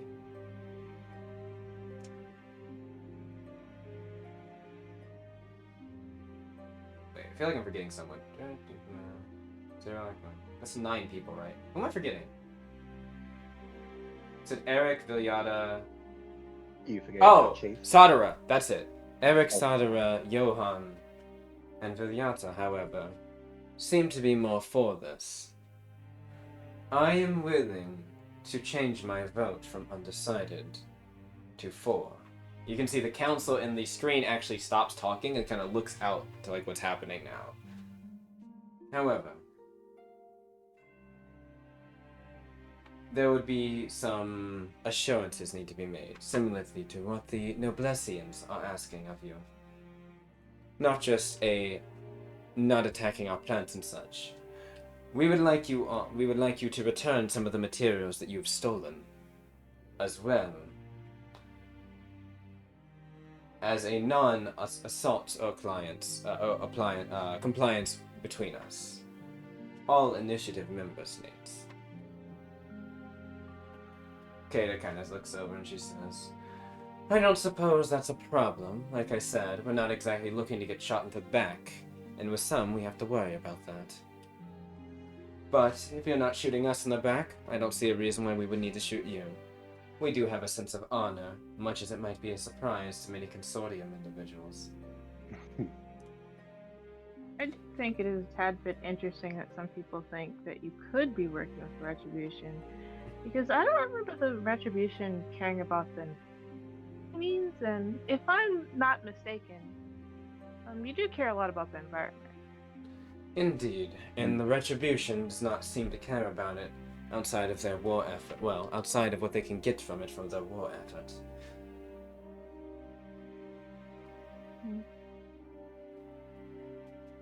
I think if we can, the sooner we can negotiate something that works for all of us, the sooner we can at least get that problem taken care of.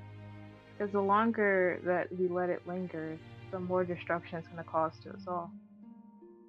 Mm-hmm. She nods and he will speak actually on to what you just said. Well, while I have my similar... Wait, his voice is... Well, I have my similar assurances that the Noblessian... concerns that the Noblessians share. I also desire... He kind of looks... I also am willing, as a sign of good grace, to place new restrictions on mining operations in Memorem areas even after the events here. And he looks over at Lyshishka, and as mentioned at the summit, to allow guild union surveyors to check periodically on ecological conditions and changes. At the moment, the Consortium also broadly wants to destroy the refineries of the Retribution, as I have heard recently. He kind of looks over to the Consortium, side. This would be a grave mistake, I feel. Sorry. This would be a grave mistake, I feel. Memorem's, not just for Memorem's people, and the loss of future production of energy that would undercut that by attacking these refineries.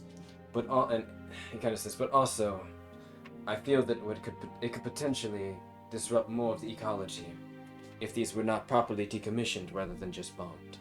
Relis kind of looks over and says, it would be quicker though, wouldn't it? He says, that would be true. However... Yes? He kind of looks over. Oh, yes, sorry. Miss Savani? No, please speak. We wish to hear your group's input on this. I think decommissioning it would be the best method, because while it might take a bit longer and require more resources, it causes less destruction to the environment, and also it would be very beneficial for people to have less pollution still. Gregory kind of looks over and he kind of says, However, the longer he kind of says, with these long protracted operations for decommissioning, that's more chances for the Retribution to salvage what they can fuel-wise and use it for their effort. Also, as he kind of have to say, Akeda kind of cuts him off and says, oh, don't play that game, old man. Which, I guess he doesn't look old. He's got a little bit of kind of more silver fox hair, but he's not old looking. But she's like, don't play that game, old man. We all know the reason why you all want to why the Consortium is looking to destroy things is because it would cut a lot into the energy infrastructure of Memorem. We're not all idiots here, even us. She kind of raises an eyebrow. Gregory says, the accusation of such a thing. Okay, let's calm it down. Okay, we're in a meeting. Miko's right. Pointing fingers is not going to bring us anywhere close to a resolution. Koa kind of says, exactly. Besides, I do believe that they are correct to concern themselves with the ecology. My marinas have noted and given reports to the Council in the recent years regarding the sea's strange downturn in terms of fish variety as well as alterations to the ecosystem. I believe pirate or not, Miss Kada here has to say is correct at least about that subject. Gregory kind of looks over and kind of there's a bit of a side eye, but Koa kind of meets his gaze. Macy actually speaks up. She says, well, in my opinion, we'll just say, considering the roots of the Forge Masters, I can tell when a pirate's actually meaning what they say. And Kada here isn't lying. Not about anything she said. In fact, I'd say the most sincere thing she said is about wanting the people back. And if they're willing to do if they're willing to accept this agreement, she kind of looks over. I would like to endeavor to allow some type of transfer of people, of personnel. Rylas kind of looks over. Yeah. She's like, that is not of your jurisdiction to make that decision, Miss Macy. She kind of says, I know. That's not what I'm not saying that I can decide that. That's one of the bigwigs like you in the council to make. I'm saying I'm willing to vouch for them for that fact. She kind of looks over and she says, that is a quite dangerous proposition, considering how things could go if not favorably. So call it a gamble I'm willing to wager. Mm-hmm. I agree with Macy on this one. Yeah, I vouch for them Honestly, too. I think she's being quite genuine. And the Retribution is causing her people harm too. So I don't think she really has any reason to lie to us here. What are passive moods? I'm checking on the list. Okay. A couple of you Oh. notice something when Apani says the phrase, about them having a few of their people as well. There is a look of anger across Kata for a moment, but it's brief. It's a Can I very roll to knowing. find out more? Immediately no, but you all do pick up on it. There's just like a brief moment, like when Napani says that. You don't think the anger is directed at you though. It's just like the recognition of what Apani said, but there's like a brief moment of anger, but it kind of subsides. Do I also see this? Yes. As well? What was your move? Was 14, right? Yeah. Yes, you do. If you have a 14, you'll notice this. Yeah, I'm gonna like side beside Apani say, hey, does that look like to that song? I'm gonna psychically communicate with Imiko and say I saw that. Yeah, I saw that. You want to bring it up? No, but I think I have something that might help. And I'm going to ask her, so you and your people have no issue, in fact, making sure that you don't cause any more destruction or attacks on any of the initiative lands? Yeah, and she kind of looks Time over and being? she's like, yes, we promise we're not going to do anything skullduggery-like and screw everyone over. We care about which she says, well, our organization, much to what some of you might not believe, is actually true to that. We care about the environment. Decommissioning these things is the thing we want because it limits the amount of destruction. We don't want the waters polluted with this stuff. Besides, what they're messing with. She kind of shivers. We don't want that shit in the water. What are they messing with? She kind of looks over. We don't exactly know what it actually is, but there's a name that's often used for the naming convention. It's called Compound 33824. Might have said that wrong, but What? Do I know that I've name? heard of that one before. you said you have heard of that one or haven't? Have. Mm-hmm. Do I know that name before, Dragon? You do know that name. Yeah. Apani, would you like Can I roll to it? help? You can roll a recollection as well, but would you like to help? Off my memory alone, I don't know. Check your notes for compound. Yeah. Just check your notes for compound and you'll find it. Because I don't. I remember You remember it? It was at the camp that Crow was at, wasn't it? Which camp are we talking about? Was there one The camp where one they- Crow was at where he was by himself at a certain point? I don't think so. Unless Or am I getting I rolled a you might. 19. You rolled a 19.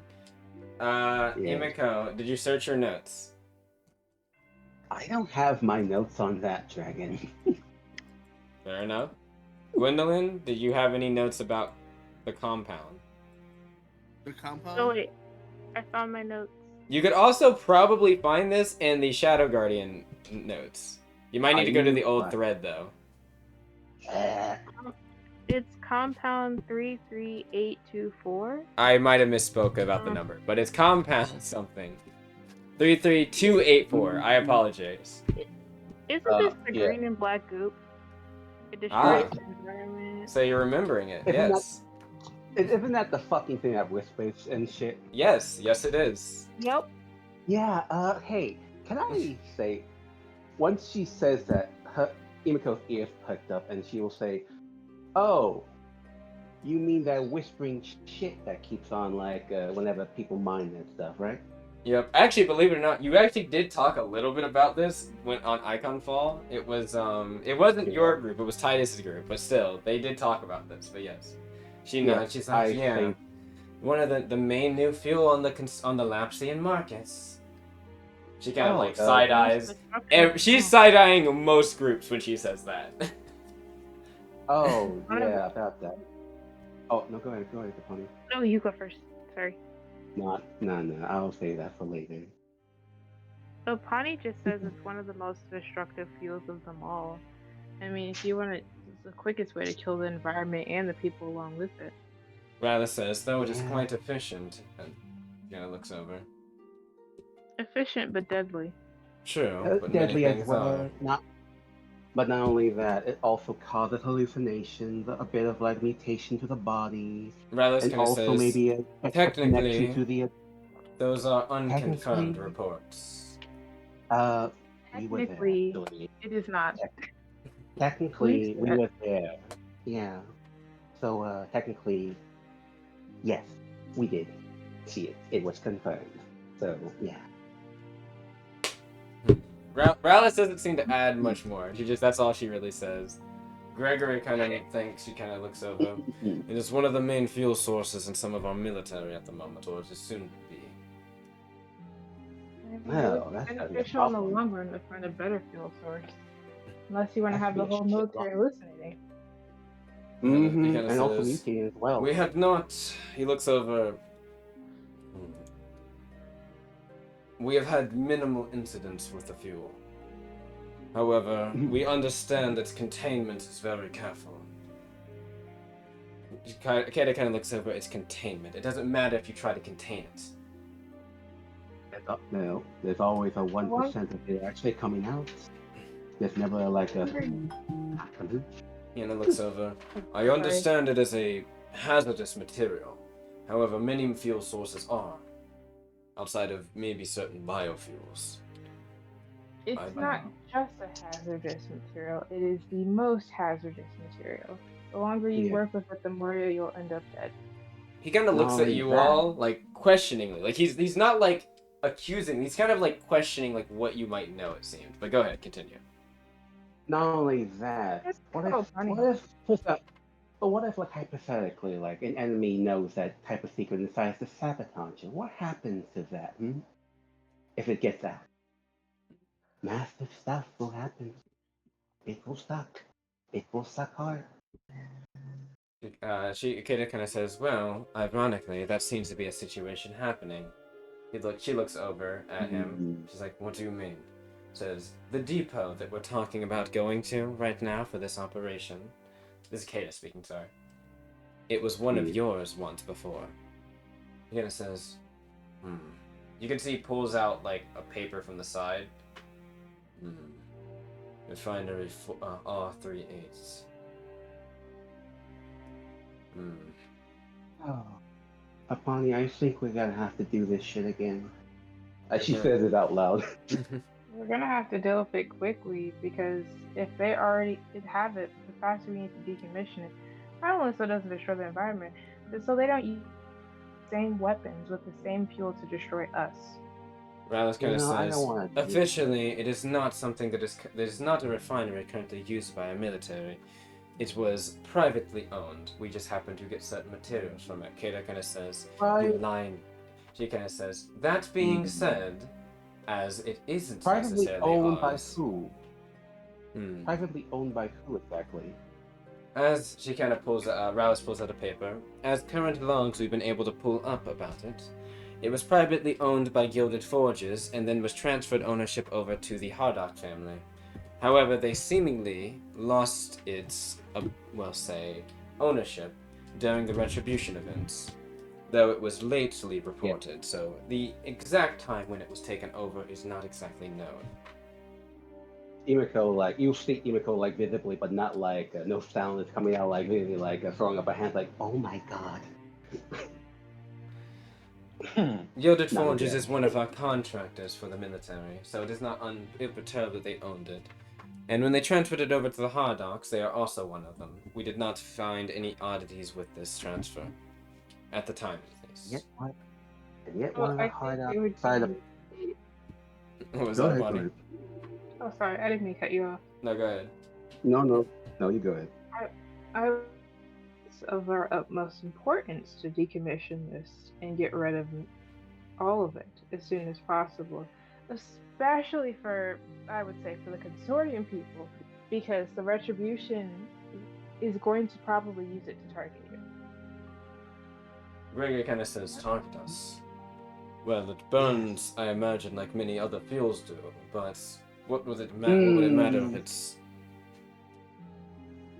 Yeah, it was called like make. He's looking at you. He's like, he stopped. He's Are looking at you- you. Like, Are you familiar with what happens when you get exposed to compound 33824? He kind of sits straight up. Outside of the initial reports about the substance that I was privy to, no. I believe that it was more of a. I believed it'd be no different than inflamed gasoline. Probably more caustic effects based on what I recall as acidic or decomposing qualities. That can It happen as well, can but be. go ahead, Apani. You can take Oh it no, you away. go first. I keep cutting you off. I'm so sorry. Nah, it's okay. Go ahead. I'll finish. It can be used as a fuel, but if this was turned into a bioweapon, it would absolutely destroy civilizations. Bioweapon. He kind of like thinks for a minute. Yeah, so I need to ask, did you not wonder what was the effects of this natural fuel source you intended to use for your army? We She's like were looking at them told with about this mug. he kind of says we were told about the effects, but outside of certain situations, we were just told the proper containment procedures for it. That was it. I We haven't had many who? incidents Like, involving it. By the suppliers of the fuel source, of course. Gilded Forges, oh the my Hard god. Axe. Oh, You you should have haven't, asked, boy. you haven't heard of much yet, but it's only a matter of time. And if the Retribution has access to it, we don't know what they're doing with it. Maybe they don't need to use this fuel. Maybe they're using it for something else. And if they turn Yeah, this but into a hey. bioweapon, we are Mm-hmm. screwed. But hey, hey, at least you don't got a god to deal with. He kind of thinks. Mm, Macy kind of she says, this was something that I mentioned in one of my reports regarding that Haiti incident, the Haiti settlement incident.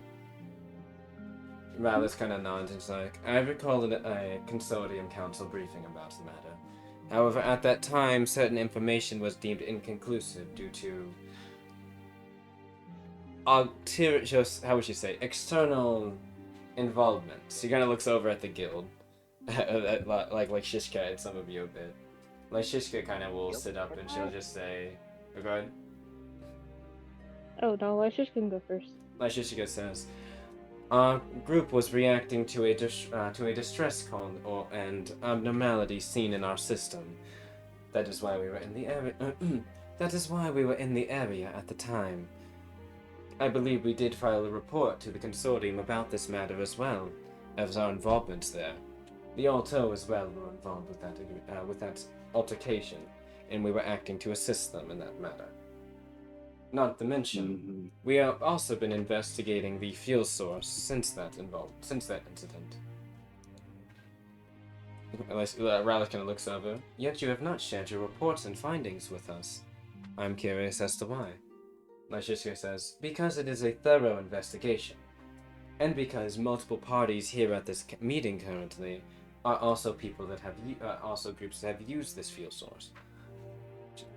The guild has not, and has specifically made it outlawed among our members to use. He says, he nods.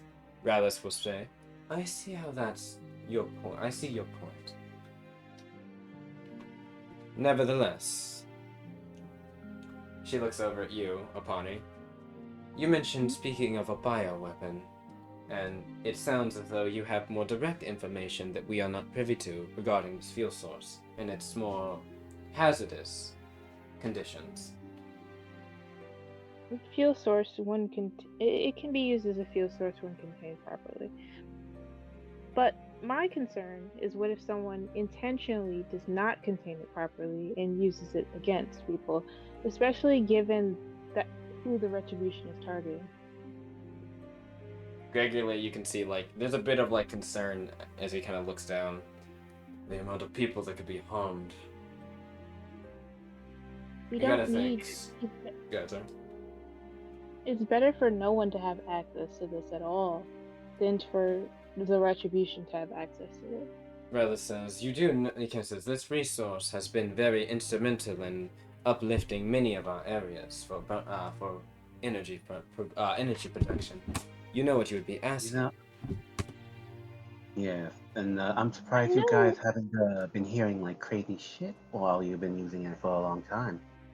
Wow. Well, I know what I'm implying, and I'm not asking to never use this compound again today. But I am stressing the importance of getting this compound out of the retribution hands, and honestly, eventually to get it not as easily accessible, because the more of this that's available, the more dangerous this life will be for everyone, especially when Hmm. in the wrong hands. Especially when there's innocent people's like lives on at stake as well. Ravis's ears perk up when you say that as well. He kind of says, hmm. We have. We at Noblesse have had our concerns regarding this fuel source, even with us using it as well. We've used it in limited sources from other outside Noblessian contractors. However, hmm, as per the guild clause after the restitution accords, 11 years ago, well, was 11? 10, 12-ish, yeah, but 12-ish years ago. We said 12 years ago. In the ecological clause regarding it, we would of course be willing to wane ourselves off of this fuel source in any capacity that we have of it. If it was deemed, he kind of looks over at Lyshishka, that this fuel source was hazardous to the environment in an exponential way. Of course, that would mean all other members that signed the clause would also be privy to this. He looks over at Rallis, and Rallis kind of crosses their legs and nods. He says, "That would be correct. As by the Consortium signing that clause years ago, we would be forced to comply with it. However, it should be noted," she looks over at Lyshishka, "what that could have effect-wise on energy and commerce in the not just Consortium," she looks over at Ravis, "but all," and looks over at Ashin, "but all of Lapsus. I just hope that people are willing to understand that." Understand that, which is why I'm not asking for anyone to cut all ties to it and destroy it today. Yeah. I mean, you got But I all the do time in the think world. in the long run, it's not going to be beneficial. Because while there are benefits economically, I think it costs destruction if it gets into the wrong hands. For And we've example, the already seen it get retribution. into the wrong hands. We're talking about the exactly where the retribution is mining it. Mm-hmm. We don't need the retribution using it against us. And honestly, we need to nip it in the butt sooner rather than later. Yeah. Destroying it is just going to have it just out in the environment. We need to make sure we safely dispose of it. Mm-hmm. Koa kind of looks up and he says, "I have a question. Mentioning earlier about the coming to us now situation. Coming to us now situation. You mentioned," he guy says, "this compound, 33824 you speak of. If you knew about," he kind of says, "if you knew about these refineries, Memorem or otherwise, why have you," he kind of says, "why have you just decided now to act against them?" And the kid kind of looks over. There's a bit of like a kind of like aggression kind of in her voice. She says, "You think we waited till now to deal with them? What do you think? Why do you think you are not dealing with a bunch of bioweapons like that? Like, well, she knows your name. Like Apani over there is saying. Who do you think has been dealing with them?"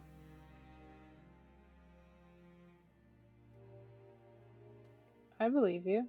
I think your methods of going about things are usually just different than some people in the council are familiar with. But we would have a lot more dangerous things on our hands if any old group had access to all of these bioweapons. There's a reason Yeah. that people are seeking on their own means to decommission these. Yeah.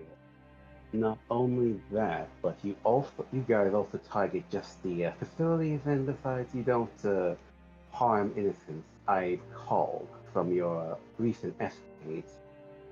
So Koa there's a kind of says possibility. there are always innocents that can be caught in the crossfire. Well, when it comes to the compound, this shows us new light now. When it comes to this compound, if it is turned against innocents, there will be so many casualties. Won't be able to bounce back quickly. I don't want to deal with that shit again. Koa kind of says, understanding the situation, then, I agree with Miss Macy's assessment.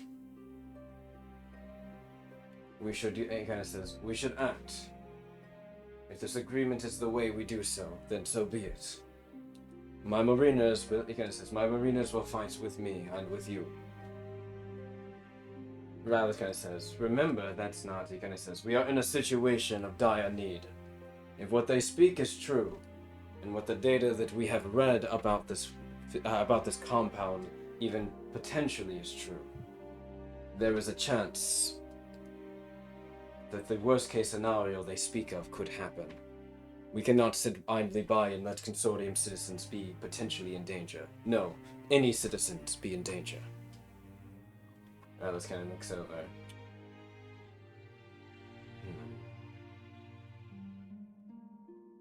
Be that as it may, has the Consortium Council reached a verdict? She's gonna close her eyes for a second. You can see there's like a bit of murmuring.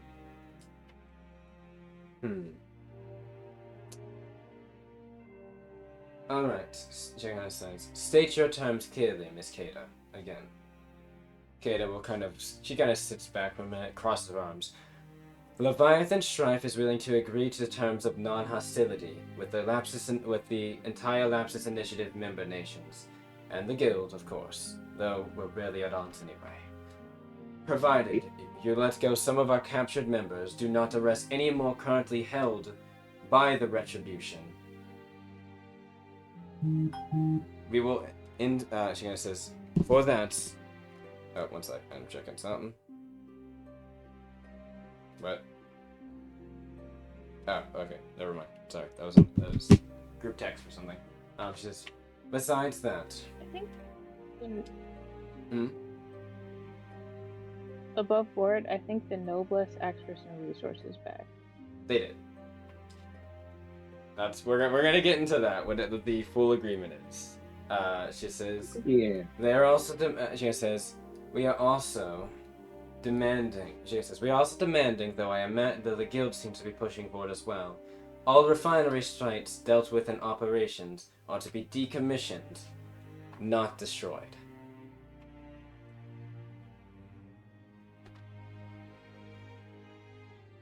And you can see the guy kind of sits up. Gravis kind of says, and about the materials, and we'll return some of the materials we have taken. Yes.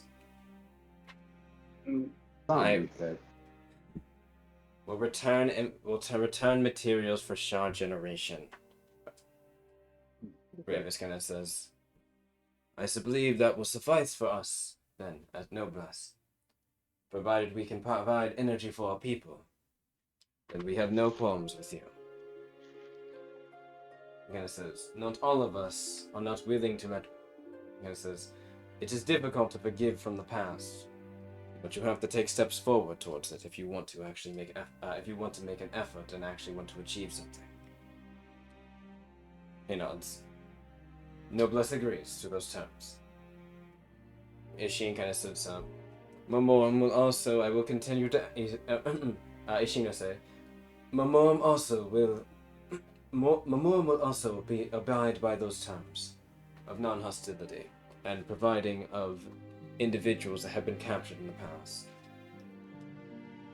We also, as part of the summit agreement and also as a sign of goodwill, will curtail production of certain types of energy sources.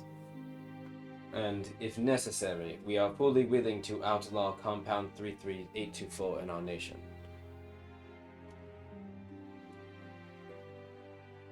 And looks over. Rallis kind of sits for a minute and thinks. I believe the council has reached somewhat of an agreement, with 5 for, 2 dissent, and 3 against. The Consortium will accept those terms. We will discuss the appropriate amount of people that will be let off. As well, she says, as well as one more thing. You will need to provide more information in regards to the Retribution's movement. The Retribution's movements, as well as any other matters regarding them that you know.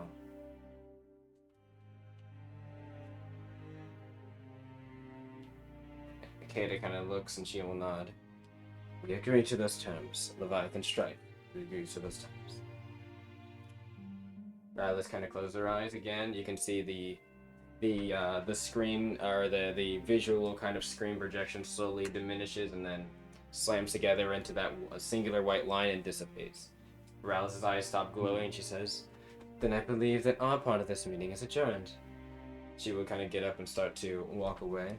You can see Gregory kind of says, "Miss Rallis, why?" She says, "Well, my job as part of this meeting is mostly done. I believe this is where your part comes in, Commanders." Gregory kind of nods, as she will continue to walk out. I pat Apani on the back. Yeah, he's a human. Mess it up. You did good, Yumiko. We all did good. Yeah, but I'm not the commander. Okay. Trisha kind of like smiles at you, Apani, kind of with like a knowing like smirk. She's like, "You did so well." Mm-hmm. Yeah. Well, I didn't really say anything. Kind of deliberately, but... See? You can do this. Yeah, you know, you should definitely ask me why you're crying. Like, she's like whispering this to you. Told me crying. I just want to know. You know, we'll talk about that later. She's like, we'll talk about that later. What? Lyshishka Can we kind of talk walks about over, and as you can see, different people are kind of separating. Lyshishka walks over with Kata, and she kind of says, "Well, now, that went a little bit better than I expected. You'd be surprised, before we were here, there was a small argument about the whole matter of working with pirates.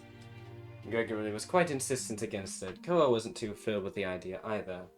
However, it seems, Miss Kata, something about your attitude might have convinced at least Koa to believe you." He says, "I can't imagine what." It's like, "I know that you don't exactly like much of the Consortium, for understandable reasons. However, you should know that not all of them are as you might have perceived from in the past. Koa is a good man. He does care for people, regardless of borders. But be that as it may." She kind of looks over to all of you. "I understand your last operation was quite tough. I heard the report as you were all arriving." Yeah, you could say that. But the mission is a resounding success regardless. Yeah. I did see that as well. Despite the difficulties, you managed to pull through quite well. I also know about the two appointments. She kind of looks over at Latricia and Apani at the two appointments of the commanders here. Or captains here, I should say. I think you'll both do fine. Oh, very swell, actually. Kata kind of looks over. She's like looking like captains. She kind of says, they didn't technically have an official leader outside of Kaya before, but now they do. Official lieutenants, I should say.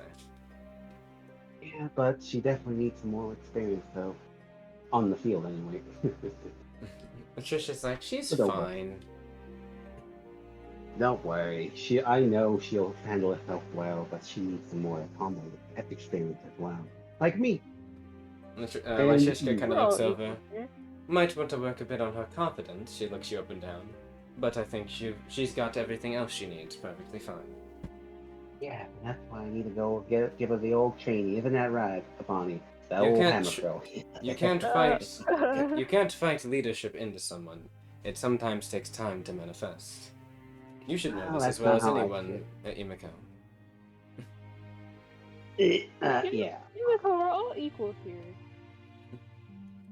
Yeah, Well. fine. We're all equal, I guess. I hate to make you all immediately go on to another operation. Is it a fight? Please tell me it's a fight. It is. Yes. She kind of says the operation will be conducted within 2 days, with a 7-day a 7 to 9 day Yes. total operation time, though you'll only be needed for the initial operation part, the initial phase of the operation. Okay. And it says,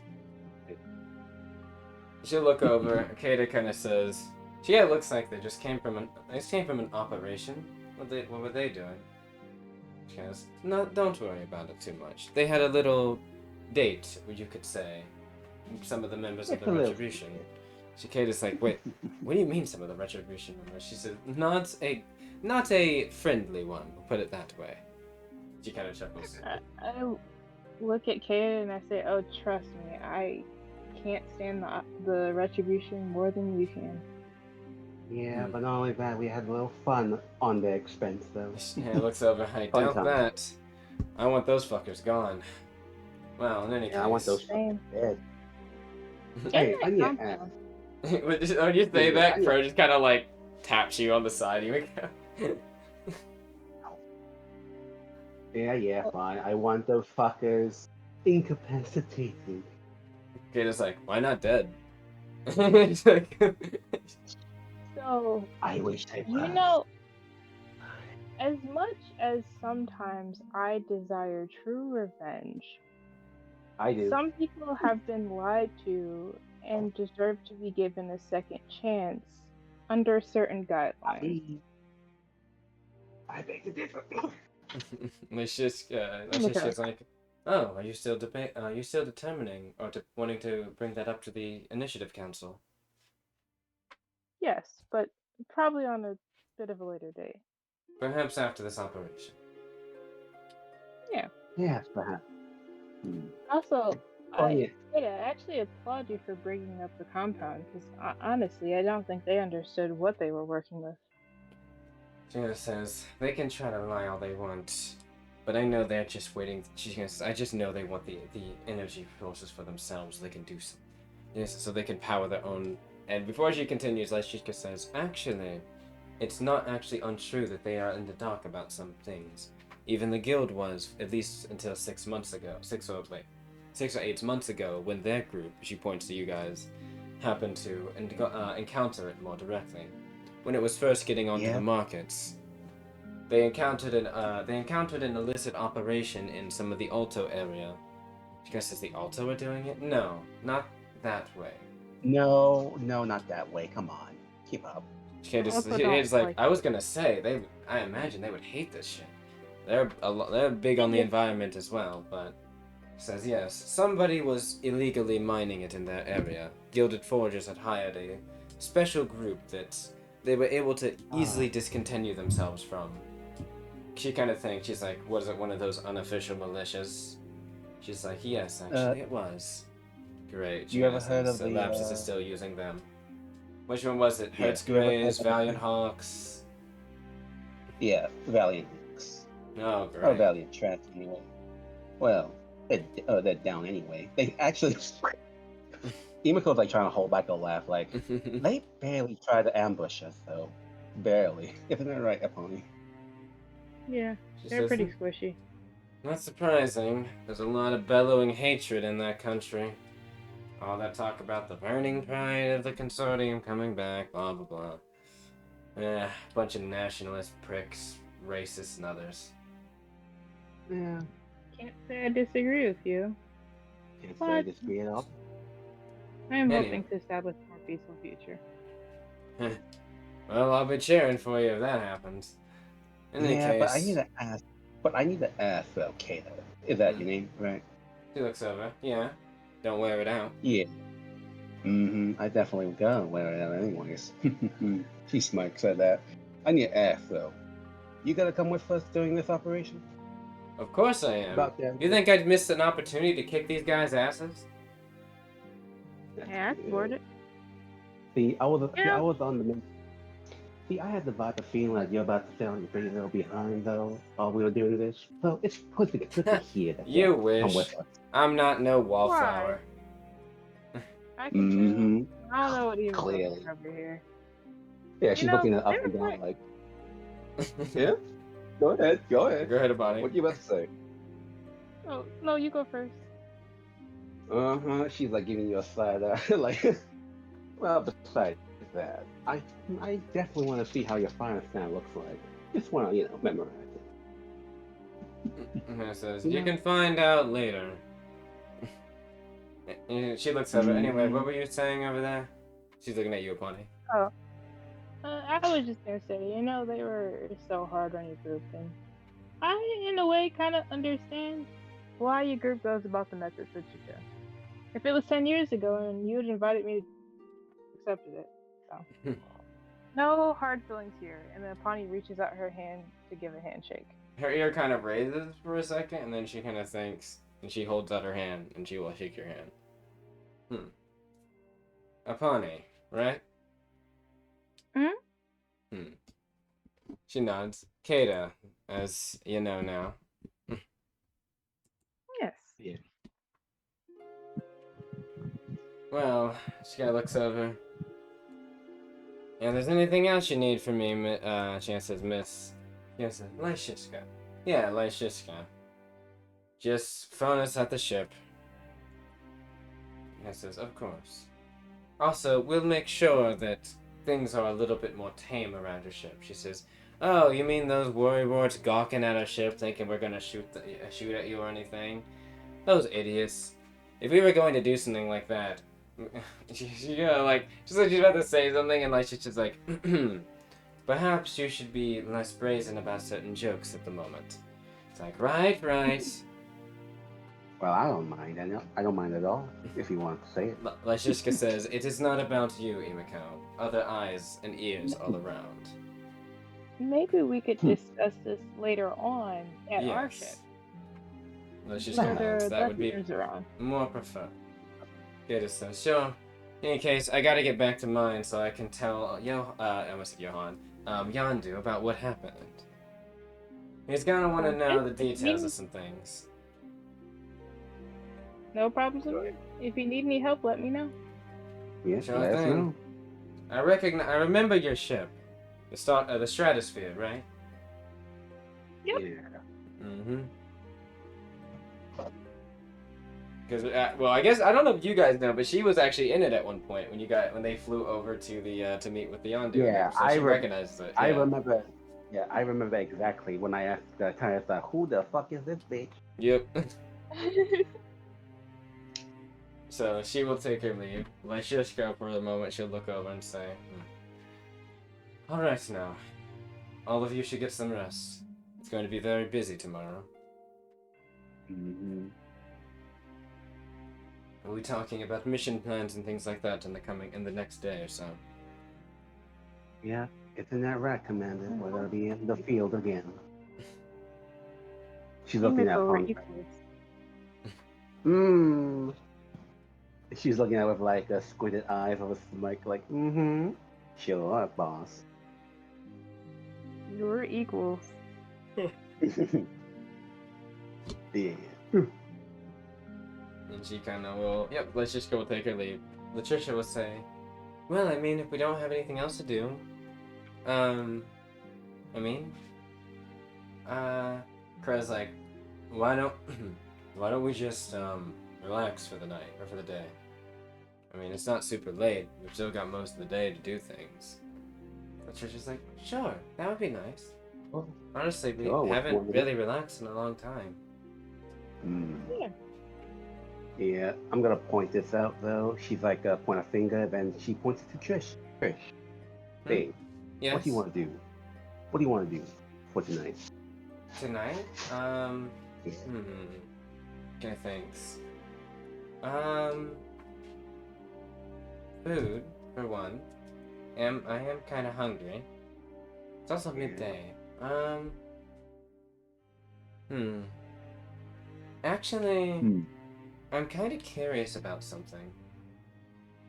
Oh. I wanted to look at something in Nameless' system I saw. But I guess I could do that earlier. Ooh. You want to cook that stuff up? She looks over. I mean, like, cook something up for, for tonight? I don't really. She kind of thinks. My cooking's not exactly known to be exemplary. Oh, come on. Uh-huh. Oh, come on. I mean, I'm not technically, really a brew when it comes to this stuff. yeah. Imiko's like by the side, like hugging her by the side, like, come on, we should at least try it. Isn't that right, Crow Apani? Crow's like, I mean, I Yeah, don't you mind should helping. try it. Yeah. She's like, what? She's like, yeah. Bruce taught me a little bit about cooking, so I Mhm. could try And my hey, hand and help you. She's like, yep. And hey, yeah. And hey, if I die, don't worry, I'll die happy with that's what I got. no, I don't want Wait, to what? hurt you. No, no, come on, Wait, let's Emiko, go, what are you let's implying go. here? Come on, come on. As she's like dragging them all to the like To the mess hall. nah, Bonnie just starts don't worry. psychically communicating with Emiko saying, what are you saying? I don't even know what you're talking about. I thought you were talking about food. Yeah, now she's like she hears static and they're like like food. You know, I actually some things I wanted to look up, but I will catch up with you all a bit later. Crow's like, okay. He looks over. He's like, what do you want to look up? Yeah. The other thing. What kind Oh, of thing? All right. Did you want to do that alone? Yeah. She's No, he's like, all right then. Imiko. He like, Imiko like he tilting her head. Oh, he kind of what's he it? Crow kind of puts his hand on your back and he's like, come on, let's go. Want to at Oh, least come on, like. Not keeping Latricia acquainted secrets, with that's all y'all with the trying. kitchen tools for now. Come on. We don't have to Ah. cook, but we can at least get started with things, setting things up. Just like, No, Bro, I can I'm help. not sure if Emiko's talking about food. I don't know. hmm? I can't tell.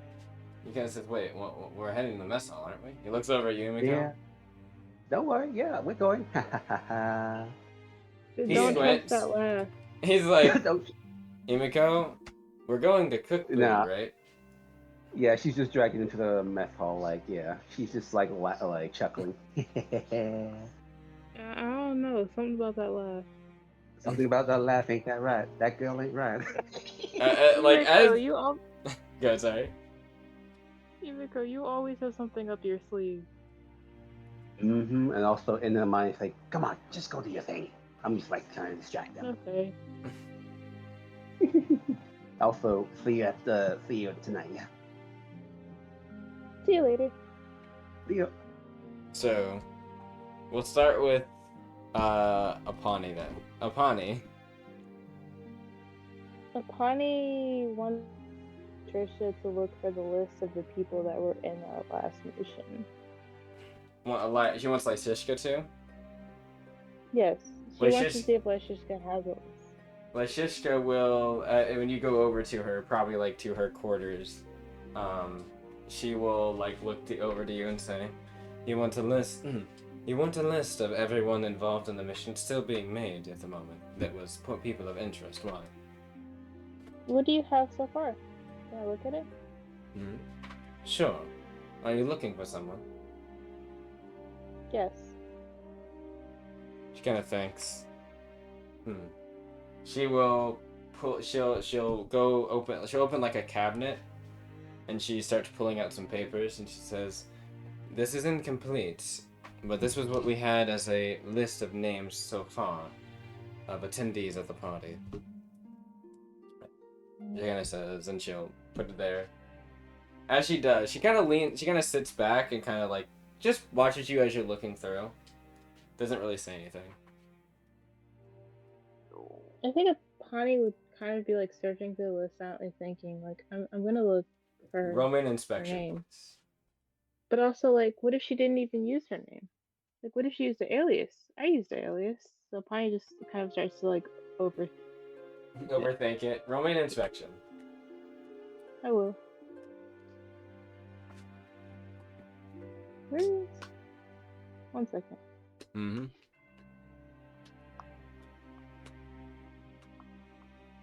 Google Docs is being weird. It is alright.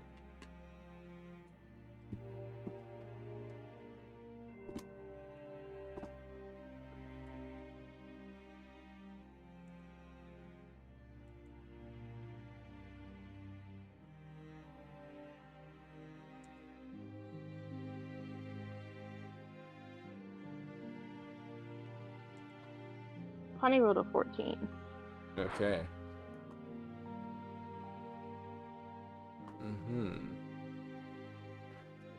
Alright, well. As you're searching through, scanning slowly, trying to make sure you don't miss anything, and kind of getting lost in thoughts, you kind of stop at something that seems a bit odd to you. It's... how to put it? The name... There's a couple of names. So one of the things about this list is it actually has a section that is delegated to people that only provide either a singular word name or like a singular first name. Or something akin to that. And on one of those, you find a name that is... how would I put it? I'm trying to go off my memory. I believe there was... I remember reading something. Was there something about your sister that she had like a particular like of an item, if I remember correctly?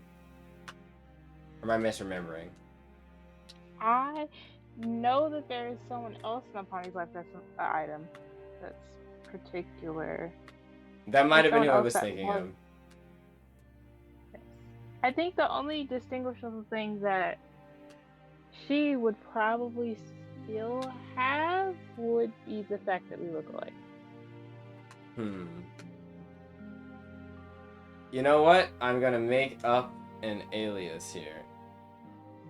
Right at the moment. Give me a moment. I need to find something.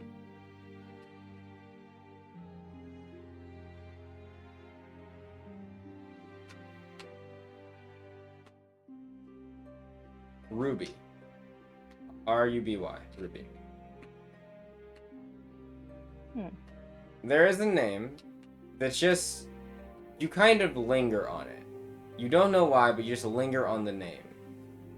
No last name given, just Ruby.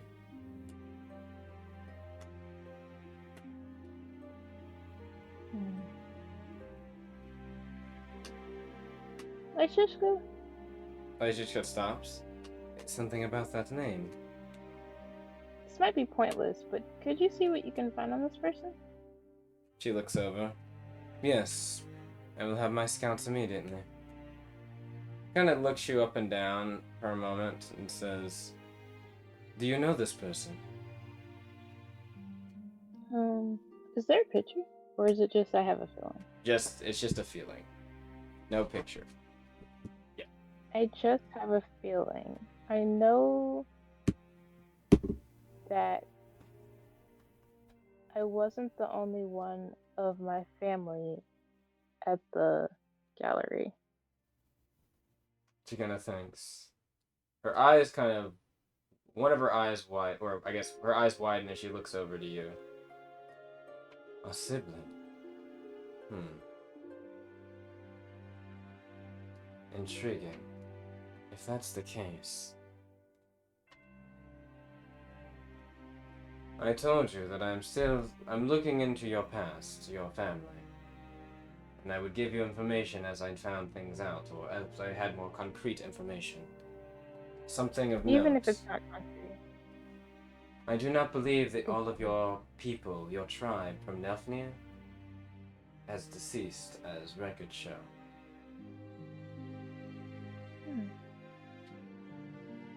There's a good chance that several of them are still alive. Where is the question now I am concerned with? And moreover, what they were doing. One of them had to have been here. This individual, she says, am I correct in assuming they're a sibling? Yes. Any other names that I would know them by, or that I could find them by? Physicality traits, things like that. She looks like my twin. Her name...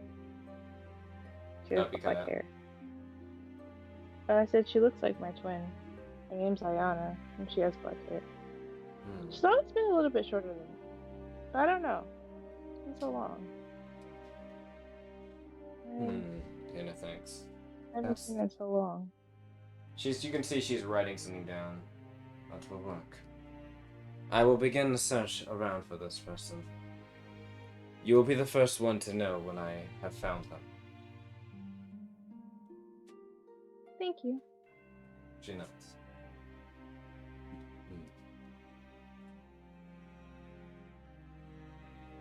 I'm gonna go catch up with Emiko and then. But let me know if you find anything, even if like it's just a hunch. She nods. She kind of looks back to her desk and continues working on whatever she was working on. What's your passive awareness? Passive awareness. Is the lights in her room dim?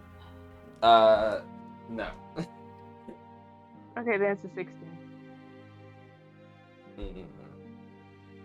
I'll let you roll a awareness if you'd like. Okay.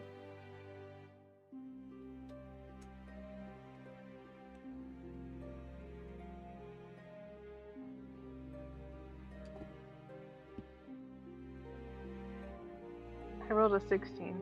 That's funny. You faintly heard her say something to herself.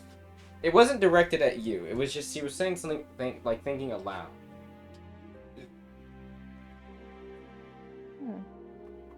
Maybe like you can see she's reading the stuff she wrote. Because you heard her say the name Ayana, but like maybe she was just reading something about like what she wrote. I think I would kind of like perk up in a way and be like, "Oh, did you say something?" Nothing. I was just thinking about. I was just thinking about the situation, so nothing to worry about at the moment. Okay.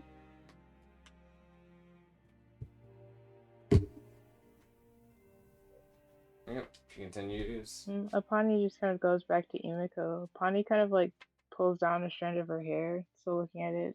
It's still black. She hasn't changed her hair back. I'm just thinking. Meanwhile, Emiko, you pulled Crow and Latricia to the mess hall. Yeah.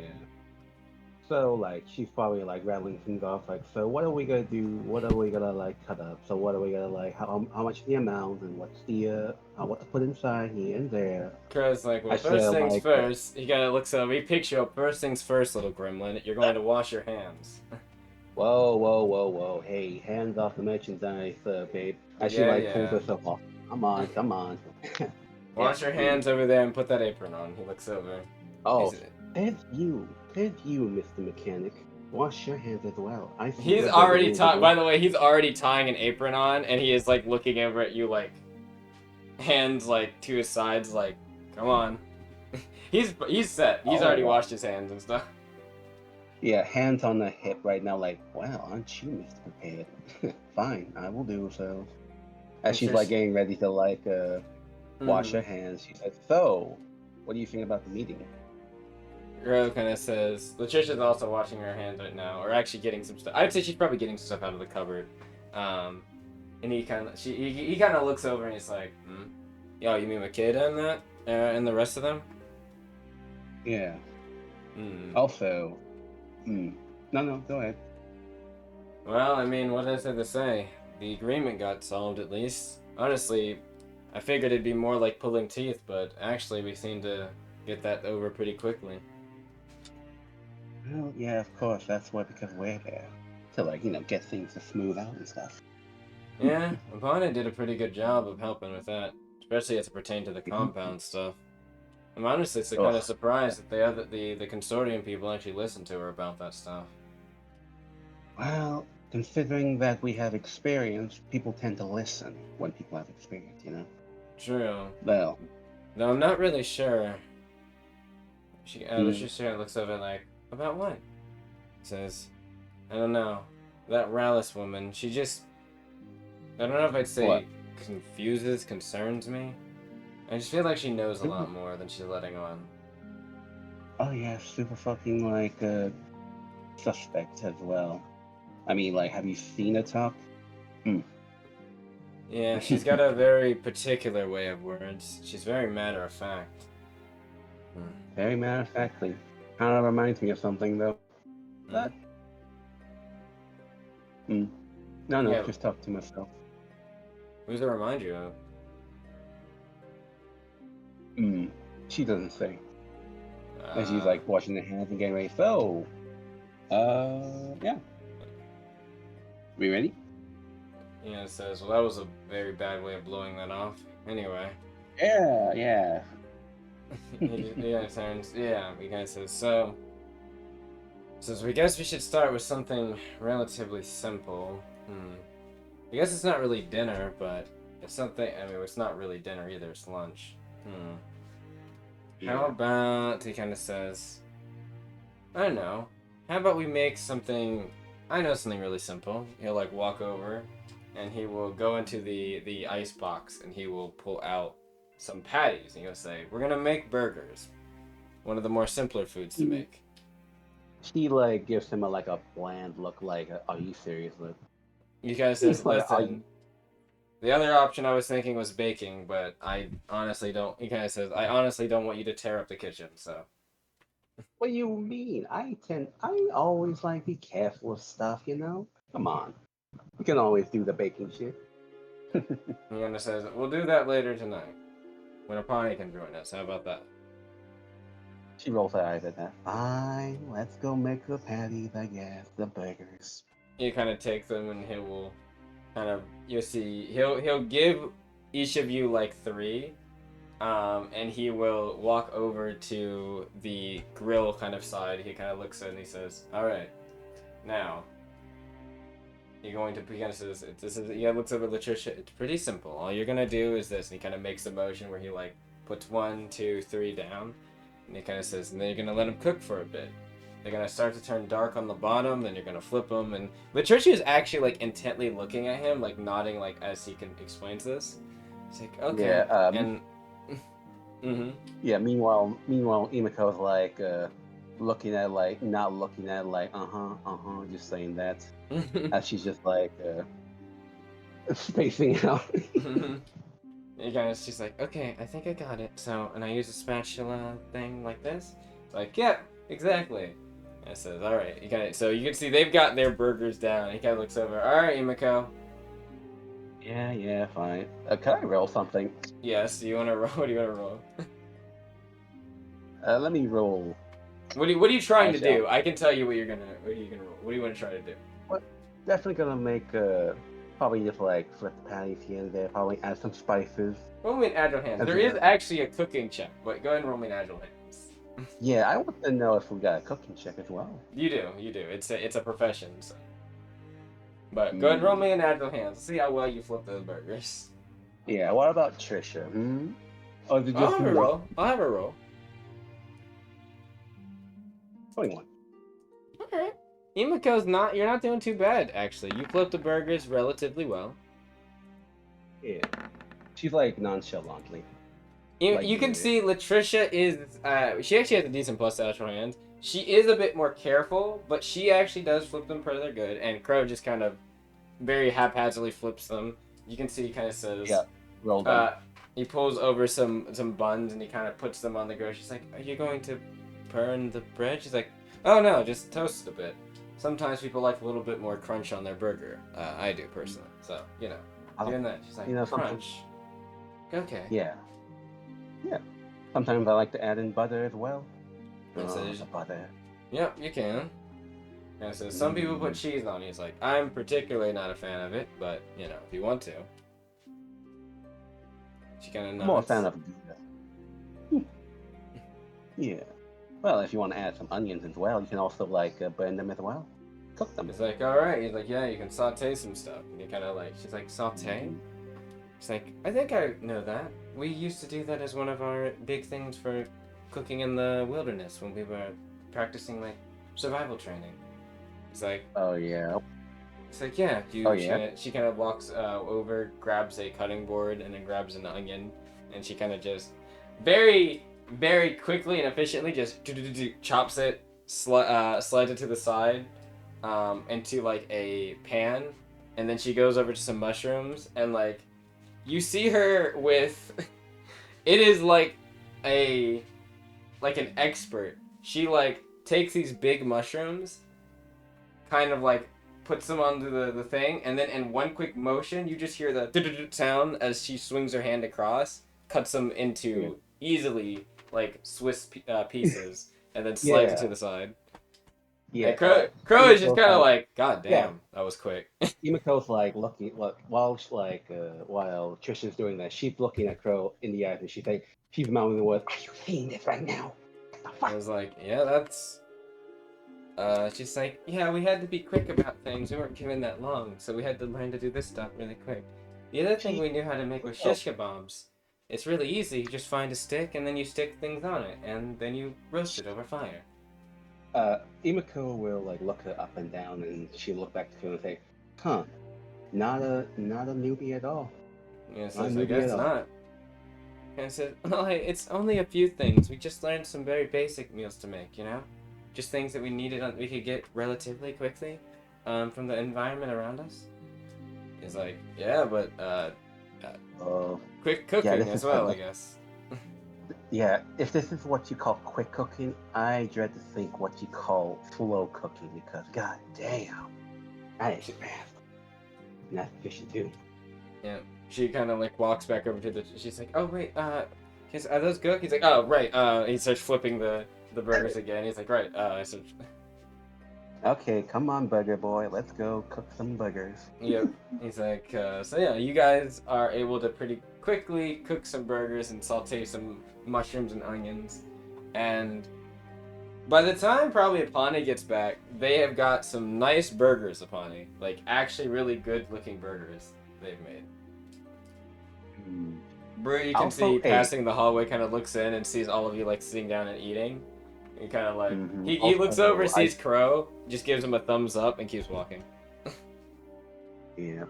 Not only that, I think Imoko would like attempt to try and make some of those shish kebabs. Trisha said. You know, Roll with me the a cooking burger. check. Roll me. It's gonna be an astute. It's based off astuteness. So whatever your astuteness modifier is. Okay, let me just check there. It is a. I think Oh, it is Kapani a will plus pop in 2. and be like, ooh, that looks good. Y'all are actually cooking. You know, Mimiko, I was low-key expecting that this was a trick or something else. Well, This is technically, nice. remember like when I said about like the stuff I said in my mind? Yeah, this is what I meant. Oh. Yeah. What? Sometimes Imiko shish Yeah, you kebabs are a sound little good. burnt, but they're not. They don't taste bad. They're just a little scorched.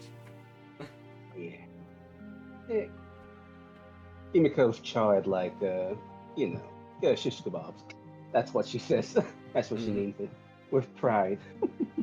Can I have some? Yeah. Yeah, sure.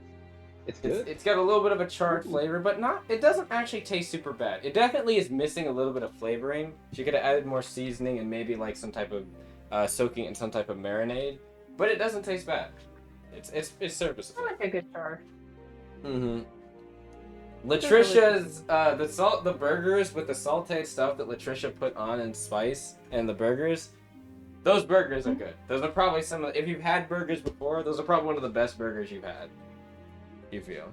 Yeah. Yeah. So, it's almost on par with Brew's cooking. Probably is actually about to be on par with Brew's cooking. Not gonna lie, the burgers. About to surpass Brew. Yeah, about to surpass Brew's like cooking. Hey, with enough training, she could. At this point, just make her chef. Chef Latricia. Anyway, you were saying about Apani. Yeah. So as she's downing another burger, she's looking to Apani. So, Apani, do you ever like find what you're looking for? I think so, but I don't know. I guess I'll find out. A dragon mood check. Fair enough. We'll roll move. Not necessarily a lie, but you know. No, like how she's like feeling. How she's like, feeling. she, Yeah, that's like, fair. Do I roll an instinctual to know how I'm feeling? You can roll an instinctual to, yeah, probably. Like, it'd probably be more to see how well you're holding things, unless you're trying to misdirect. That's a mid roll. I don't think it's a misdirect. Like, misdirect would be if you're trying to feign something. If you're not trying to feign something, then instinctual probably would be like what you're feeling. If you don't want to just say I'm feeling this way. Oh. Can we ignore that rule? Yeah. What did I she don't- roll? I don't even know what you rolled, so. I rolled Let a me see. 4. Yeah, you didn't have to roll. I was gonna say, like, you can just say, like, my mood is this right now. Yeah, you can say it. I think Apani is trying to keep it together even if internally she's not taking it so well. Hey, Yeah, Lewis, can you mark that for me, please, on chapter 12 so I can probably or wherever you're seeing that so I can fix that later. Thank you. Alright. So, so- wait, how high did Emiko roll? I rolled a 10. I rolled a mid-roll. It was... Amiko's not really sure about your current state, we'll just say.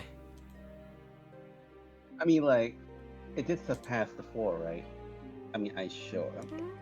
I mean, they don't really seem disturbed, I would say. What would you say you feel like? So I It doesn't said have to be related to Apani's the 4. try- Oh, well, Apani's trying to hold it together even if it's internally Apani's not taking it the best. Yeah, About once she sees it on the surface, she'll probably lay down some more like burgers on your plate and say, "Hey, come on, cheer up. Whatever you're gonna find, you'll find it eventually. It always happens This to is me." good, but this is a lot. That's fair. Mhm. Sure, I Yeah. will. Yeah. Yeah. Thank Trish that. Thank Trish for that. She just Fucking she kind of smiles very, very happily. You can see. yeah, tail a little bit apparently, wagging. Thank you too, Emiko. yeah, of course, but apparently, quote unquote, apprentice here is a master in disguise. She's like, I'm no master. I just know a little bit of how to cut things quick. Oh Are you shit, sure about this? This Mr. burger is T. really good. Oh. She kind of says, well, it wasn't just me. She says, well, it wasn't just me. It was also Crow and Emiko. I'd Yeah. like to thank you too, Kurto, because this is delicious. Mm-hmm. Well, then again, he did slip a little like back there though. Crow kind of looks over. He's like, I don't know what you're talking about. I was paying attention. Mm-hmm. Yeah, she's giving me like a look. Oh yeah. In any case, back to what we were saying before. Crow kind of looks over. I don't know, but regardless of how that meeting, the meeting ended in the way that I guess is good, right? We're gonna go deal with this refinery situation. That's true. Wonder how Gwen's doing. Kind of thanks. Yeah, where is Gwen? I Should haven't I seen her Gwen? in a while. We're I mean, she cutting was behind away. us, right? Gwendolyn, Oh no. where would you be? Yes. Go Where would I be? This is I don't after know. the meeting. on the bed. Honestly, where are we? Are we still on the ship? Is this ship area? You're in the forward operating base. The ship's around. They're on the ship right now. What operating base? See, I don't know this area. Were you not paying attention to know. like 90% I'd of be- the session? You know what? This works out. I'm lost. I'm lost in the base. Okay. Gwen is just aimlessly wandering the base, asking, what is that? What is this? To everything like she sees. Well, you could...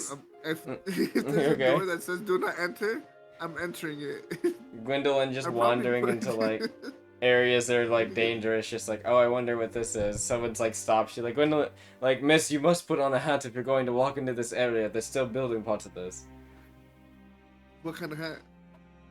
One of them like looks over. They see you have horns, and then they go and go and get like a specific hat, and they place it on your head so it doesn't like disrupt your horns. So this is an area being maintained right now. Yes, it is. I'm probably gonna part help of- build it. I'm now a worker. All right, roll me a. Ironically, this would be usually the construction preparation stuff. So roll me a resourcefulness check.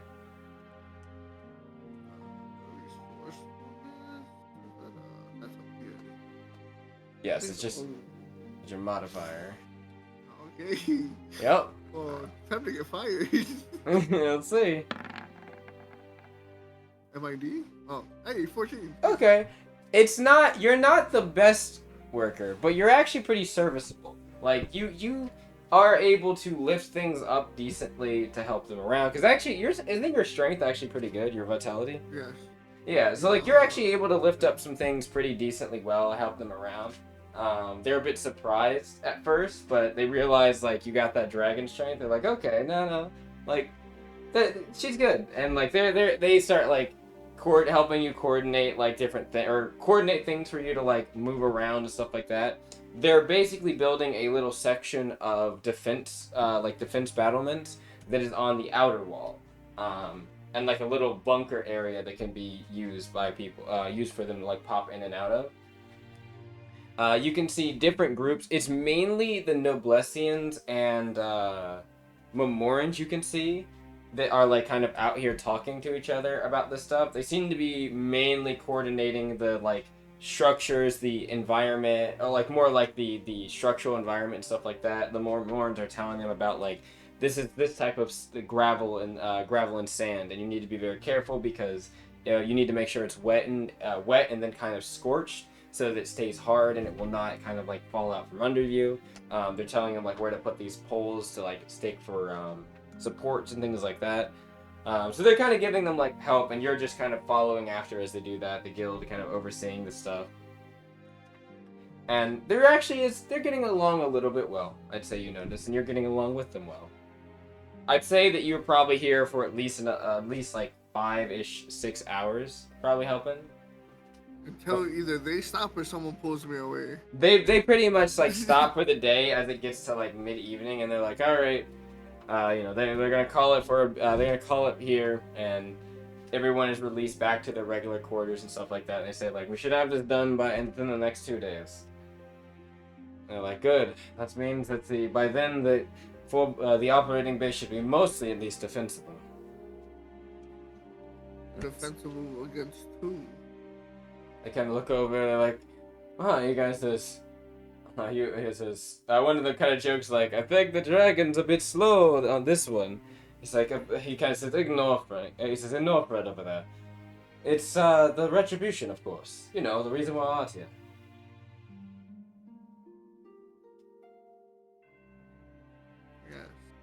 Yes. Like, they kind of look at each other like, one of them's like, what group is she with? He's like, I think she's based on her attire. She's a guild officer. One of the women, you can see a woman kind of approach. She's like, I think she's part of that one main guild officer group. It's like, one of the special operations? She's like, yeah. It's like, I thought that most of them were sent out on missions. She says, maybe they're one of the ones that came back. So, says one of them kind of looks over. She's like, you can hear like passive. She's like, she seems a little bit, lost. Was she supposed to be here today, helping us? They kind of shrug. They're like, I don't know, but she was pretty helpful. They're like, well, I mean, I guess it's okay to have her, but one of them looks over and she's like, excuse me, are you, what is your name by chance? What group are you part of? I'm gonna pull her aside. I'm like, listen, this is a secret. I'm actually a part of Undercover Boss, and I'm here to inspect all the workers and evaluate and put an end to any wrongdoings. So I'm the boss, but don't let anyone else know because the work environment has to be natural. So I have to catch someone in the act if they do. Roll me a misdirect, please. I need you to make a bullshit check for me, please. Oh fuck. Oh. Misdirect. Please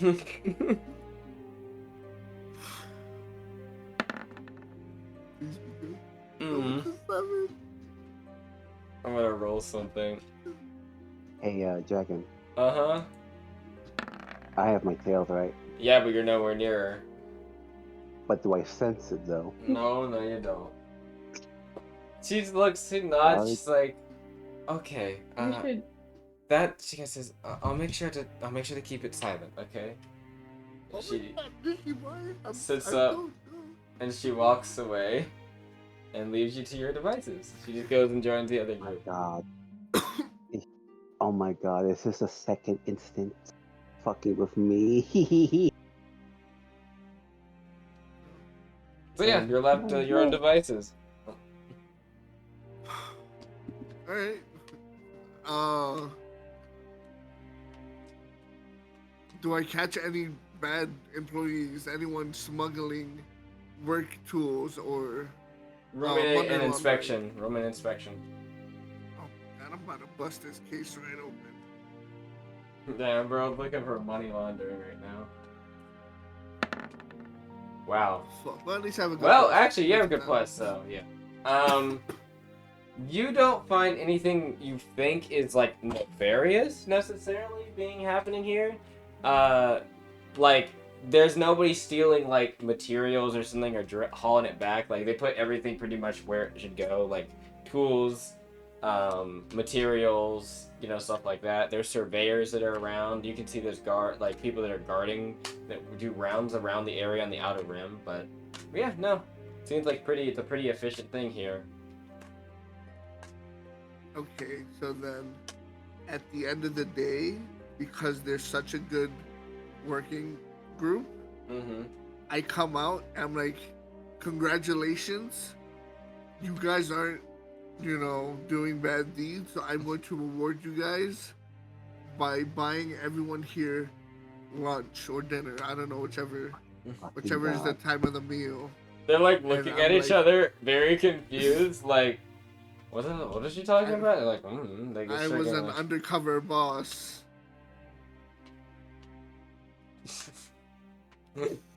They're all like confusedly looking at each other like, are you one of Lashiska's people? Is that recollection? Is that who actually hired them? I'm guessing that's who hired them. I'm gonna yes, I am. I don't have any recollection. Yes, I am. Is that so Oh God, important? Rory, you don't remember who like Shiska is? That's crazy. Yep. Anyway. My God.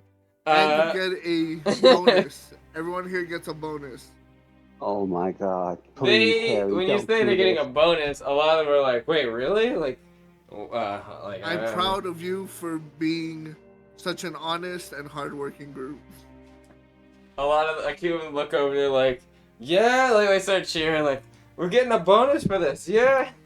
Like we didn't even have to go in the front lines too, nice. Like they're just like cheering about it. And the woman that's like, and they're all cheering and things like that. The woman kind of like walks over to the side and leans over and whispers to you like, so I know you're not really like an undercover boss situation thing here. Who are you exactly? Also, why would you tell them that if that's not gonna happen? They're gonna be This really woman here upset. is fired. She's fired. Security. She like puts her hands on her head. They're looking over and they like start laughing uncontrollably, like as they look at you both. And she just kind of says like, one of them's like, security. All right, we better call her. Where is she? And they're like looking left and right, and she kind of says, all right, dumbass. And she looks over at you and she kind of says, I'm the head of security. You gotta be that. Gotta be that. She kind of says, Miss, did you inhale some type of fumes that you weren't supposed to while you were working? No. Good, I don't have to file a got report for it. lost. You got lost. And I decided to just stay here because I didn't want to go anywhere else. Well, the helping part at least was nice. They're like, a couple of them are looking sure over they and get they're a like, bonus. they're like, Sure they wait, get a bonus. does that mean we're getting a bonus? She says, I don't know if you're getting a bonus. They're like, aw. I will put in the paper. I will put in the paperwork to make sure you guys get a bonus. They're like, does that mean you aren't actually one of Lyshishka's hands or anything? I probably am. I don't know who she is, but I have connection somewhere. She kind of looks over, she's like, are you sure you didn't hit your head or something? You don't know Lyshishka, one of the main guild the main guild pillar that's here?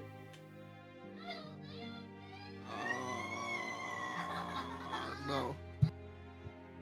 They like look over flabbergasted and they're just like, okay, I've got to get to the bottom of this. You all stay here. They're like, well, what about the bonus? Shut up and head back to the resting area. I'll get some word about your bonuses. And she starts just like pulling you away. Gwendolyn. She is gonna. At least I potentially got to my bonus. So that's a good. She takes you over to Lyshishka's encampment area, and she opens up. Me like Shishka. And she's like, "Alright, we've had a little situation. I don't know if anything is physically wrong with her, and really I hope there's not, because I don't want to file a report about an incident or anything. She doesn't seem to know where she is or who she is, honestly. I don't know what's wrong with her. But she's wearing the attire of a special officer. So do you know," and like Shishka kind of walks over and she's like, she sits up. "Yes, I know who this is. This is Gwendolyn." She's like, "Okay, so are you one of..." She like looks confused, like, "Are you one of her hands?" She's like, "No, she's not one of my hands." She's like, "Oh boy, so they're not gonna get that bonus." She's like, "Bonus? What are you talking about?" She looks over at you and she just says, "Loudmouth here decided to say out to all the workers that were working on the battlement area and the tower, what do we call it? The dug-in, that they're getting a bonus for all the work they did, and we're saying there was some undercover boss or agent." Lyshishka They just did not money launder. looks over. There was They didn't. no bad doing. Yes. They're hard. Why were you surveying? Why were you surveying them? What's the point of that? In case, what if there were money laundering? I think Then we'd be more production- worried about a spy in the midst at the moment than a money launderer. Well, I didn't encounter a spy either, so. The other one's also, she's like, she doesn't seem to know who you are, which is also even weirder. I figured I'd take her here just so she doesn't accidentally get herself hit by someone and dragged into like a cell because they think that she's a spy or something. She's like, she just says, "Right, you'll have to forgive Gwendolyn here. Gwendolyn is rather absent-minded and also very forgetful. It's a condition of hers, you could say. She does know me, though apparently she does not remember me." She kind of looks over at you. She sighs. "I'll handle this. Francesca, go and tell the others. They'll get their bonus. Just, yes." And then like, she kind of says, she just shrugs. She's like, "All right," and she just heads out. Lyshishka looks over and she's like, "Why weren't you with your team?" I didn't. I don't know where they went. They went back. Most of them went to the ship, but I guess some of them went roaming around. Alora went to go talk with some of the Alto soldiers. Evidently. But she got across her arms. Undercover boss? Yes, it's a hit TV show in the car. That's the planet we're on. You mean Dogma? Yes. We're both from Dogma. You're not making that canon. Then you don't watch TV much, do you? I don't always get the chance to look at transceiver signals, no. Also, Well, what do you mean you don't know me? She's like actually annoyed. Like, what do you mean you don't know who I am?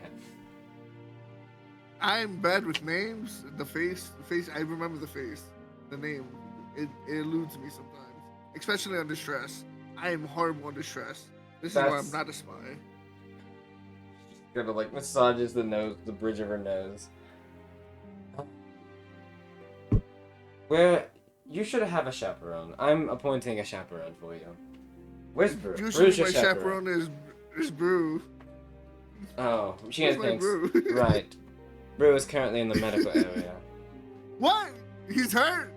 No, Brew's hurt again? he's not Oh. hurt. He just slightly overdid it with some of the initial testing today. He's fine. Oh, okay. That sounds like him. I thought he was hurt again. I No, was he's gonna not hurt him if he hurt. got He's hurt. still recovering, which is why you shouldn't be pushing it as hard. But Kaya's with him. He should be fine and out in a few days. Not days. In a few, probably an hour or so.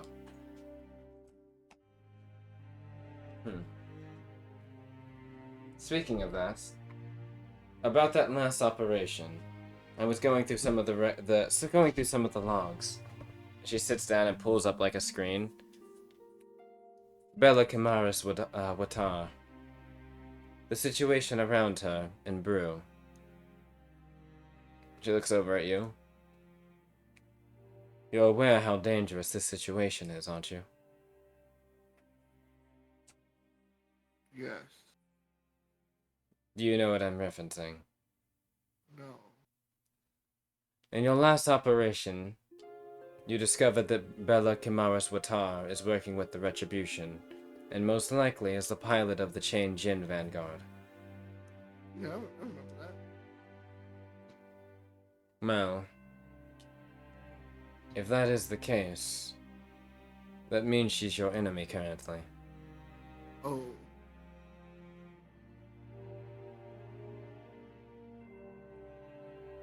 I understand that, as Kaya mentioned, you have a plan that's still being formulated using the planet system to try to save her, and maybe try to disconnect the others from the focus system and the units. However, she looks over. You should know that you'll most likely encounter them over your next few operations, before that is ready. There is no guarantee that she is not willingly working with them. Not to mention, there's no guarantee even if she's unwilling that it'll be easy to get her back. For now, I want you to make... Brew will be impatient. I can tell by the way he's acting. I want you to keep an eye on him and make sure he doesn't do anything too outlandish. None of them. She looks over. Your party is very important. Not just to the guild, but to me as well.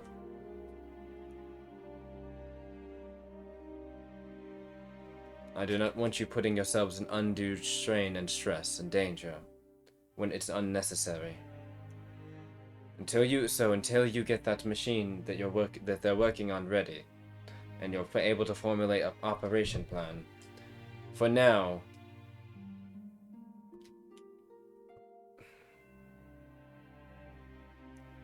be careful, but they are combatants that you must contend with. Even if you're not trying to go for the kill. Do you understand me?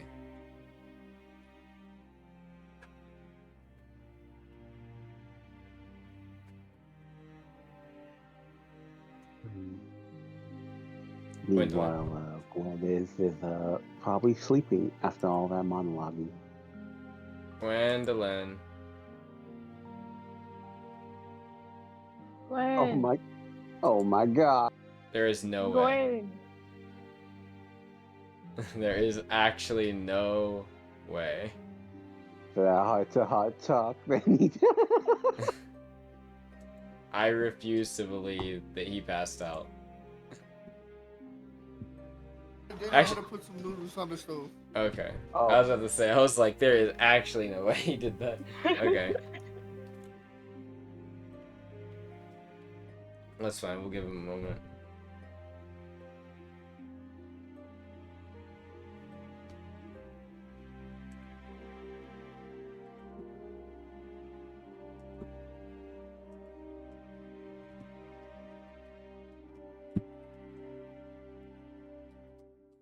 Above board, Emiko, I'm actually surprised that you met Cookie. Genuinely. Why were you fucking shocked, Apani? Because of your tendencies. Hey, just because I have those tendencies doesn't mean I'm a good fucking chef. I'm always I a didn't good think chef. you weren't a good chef. Well, Food was Mm. good. Yes. well, Also, what meanwhile, was that, Dragon? I was gonna Yeah. say, well, meanwhile, while that's happening, as we're getting ready to wrap up for today, you can see, you guys managed to eat your meal, and then later in the night, you guys end up making, we're gonna say you guys make some muffins, Yes, and then we make out. if you would like. Actually, Latricia is not too bad at baking. It does require a certain level of patience for her, you can tell. But Crow is kind of helping coach her through it, and she is nodding along, like, very well. And he's like, It's like, think about it like, he's like, think about it like scoping in with like a rifle or something. And she kind of No, nods, and she's like, it's more like patience. it's more got like beating. It's more like beating down the dough, you know, just like here, and she like beats down the dough. it. Imiko violently beating the down. Yeah. Even See, though you have to be gentle or else it will fall in the oven. You can't make too no, it much will bump. not. This is how I cook usually. Romaine agile hands. Okay. Yes. What do you want me to write down? What Lyshishko was telling you. How we're gonna be enemies with some 14. whatever her face name was. Also, I hope you wrote that down. It's okay. You know, the crazy thing is, all this information is like easily readily available by simply searching on the Shadow Guardians document, like the Shadow Guardians Discord logs. Yes. It Well, is, I mean- but I need Gwendolyn to specifically write that down. Yeah, that's true. Not knowing Lyshishka is crazy, considering Lyshishka is one of the reasons that Gwendolyn's here. Who? So who is she? Jesus Christ. Lyshishka is one of the guild pillars. She is the person, one of the people that got you into this this group originally. And also, she's one of the main people that's been coordinating with your group since the start of this act. So she's a part of the guild. Yes, she's a part of the guild. One of the pillars? How many pillars are there? 6, Is there I like think? 4? I think there's 6, That's yeah. it? And each pillar has some, well, not always, but most pillars have hands, which are like the right, air quote, hand people. Right and left, I guess. I wonder. And does that mean Veronica is, or whoever that lady was? Oh, that Corona? caught me, Yeah. Corona. Oh, no. Was that her hand? No, that was just No? that was literally just the surveying guard in the area. You know, Her name was you know that- Francesca also, but Yeah, our reputation's gotta go down the drain, you know. that's okay. Well, no one attributes your reputation to Gwendolyn, just saying. And at the end of the day, I still did a good thing because they all got a bonus, and they wouldn't have gotten that bonus if I wasn't there. You know, at this point, I wouldn't Sure. blame Shishka cutting our bonus off. Sure, we'll say that. We'll say that you got it. You say that this was a net positive. Anyway. Meanwhile, yes. What was that? Agile hands. 14. 14. You have to be a little bit careful because while you are mixing it actually well, you do have a couple moments where it almost spills out the edges, and like Crow just comes behind you and just kind of lightly holds onto your shoulders to keep you from shaking so much, and it stabilizes.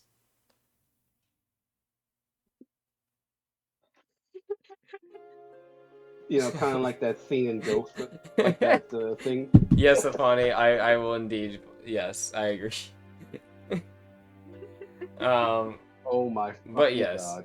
after you guys finish baking the muffins, it doesn't take long. You guys have some nice muffins for dessert, and everyone retires for the night. I imagine a little bit less in difficult times from like the previous night. Crow, Latricia, Apani, Imiko, I imagine return to their room. Gwendolyn returns to her room after having successfully gotten a raise for certain people. And Brew will also return to his room after being slightly less winded from his earlier experience of doing some of the tests with the glass unit. Allure is actually looking at a unit right now as it's getting loaded into the ship, a new unit for her. It's a special frame that the actual the Alto were making. They gave to her.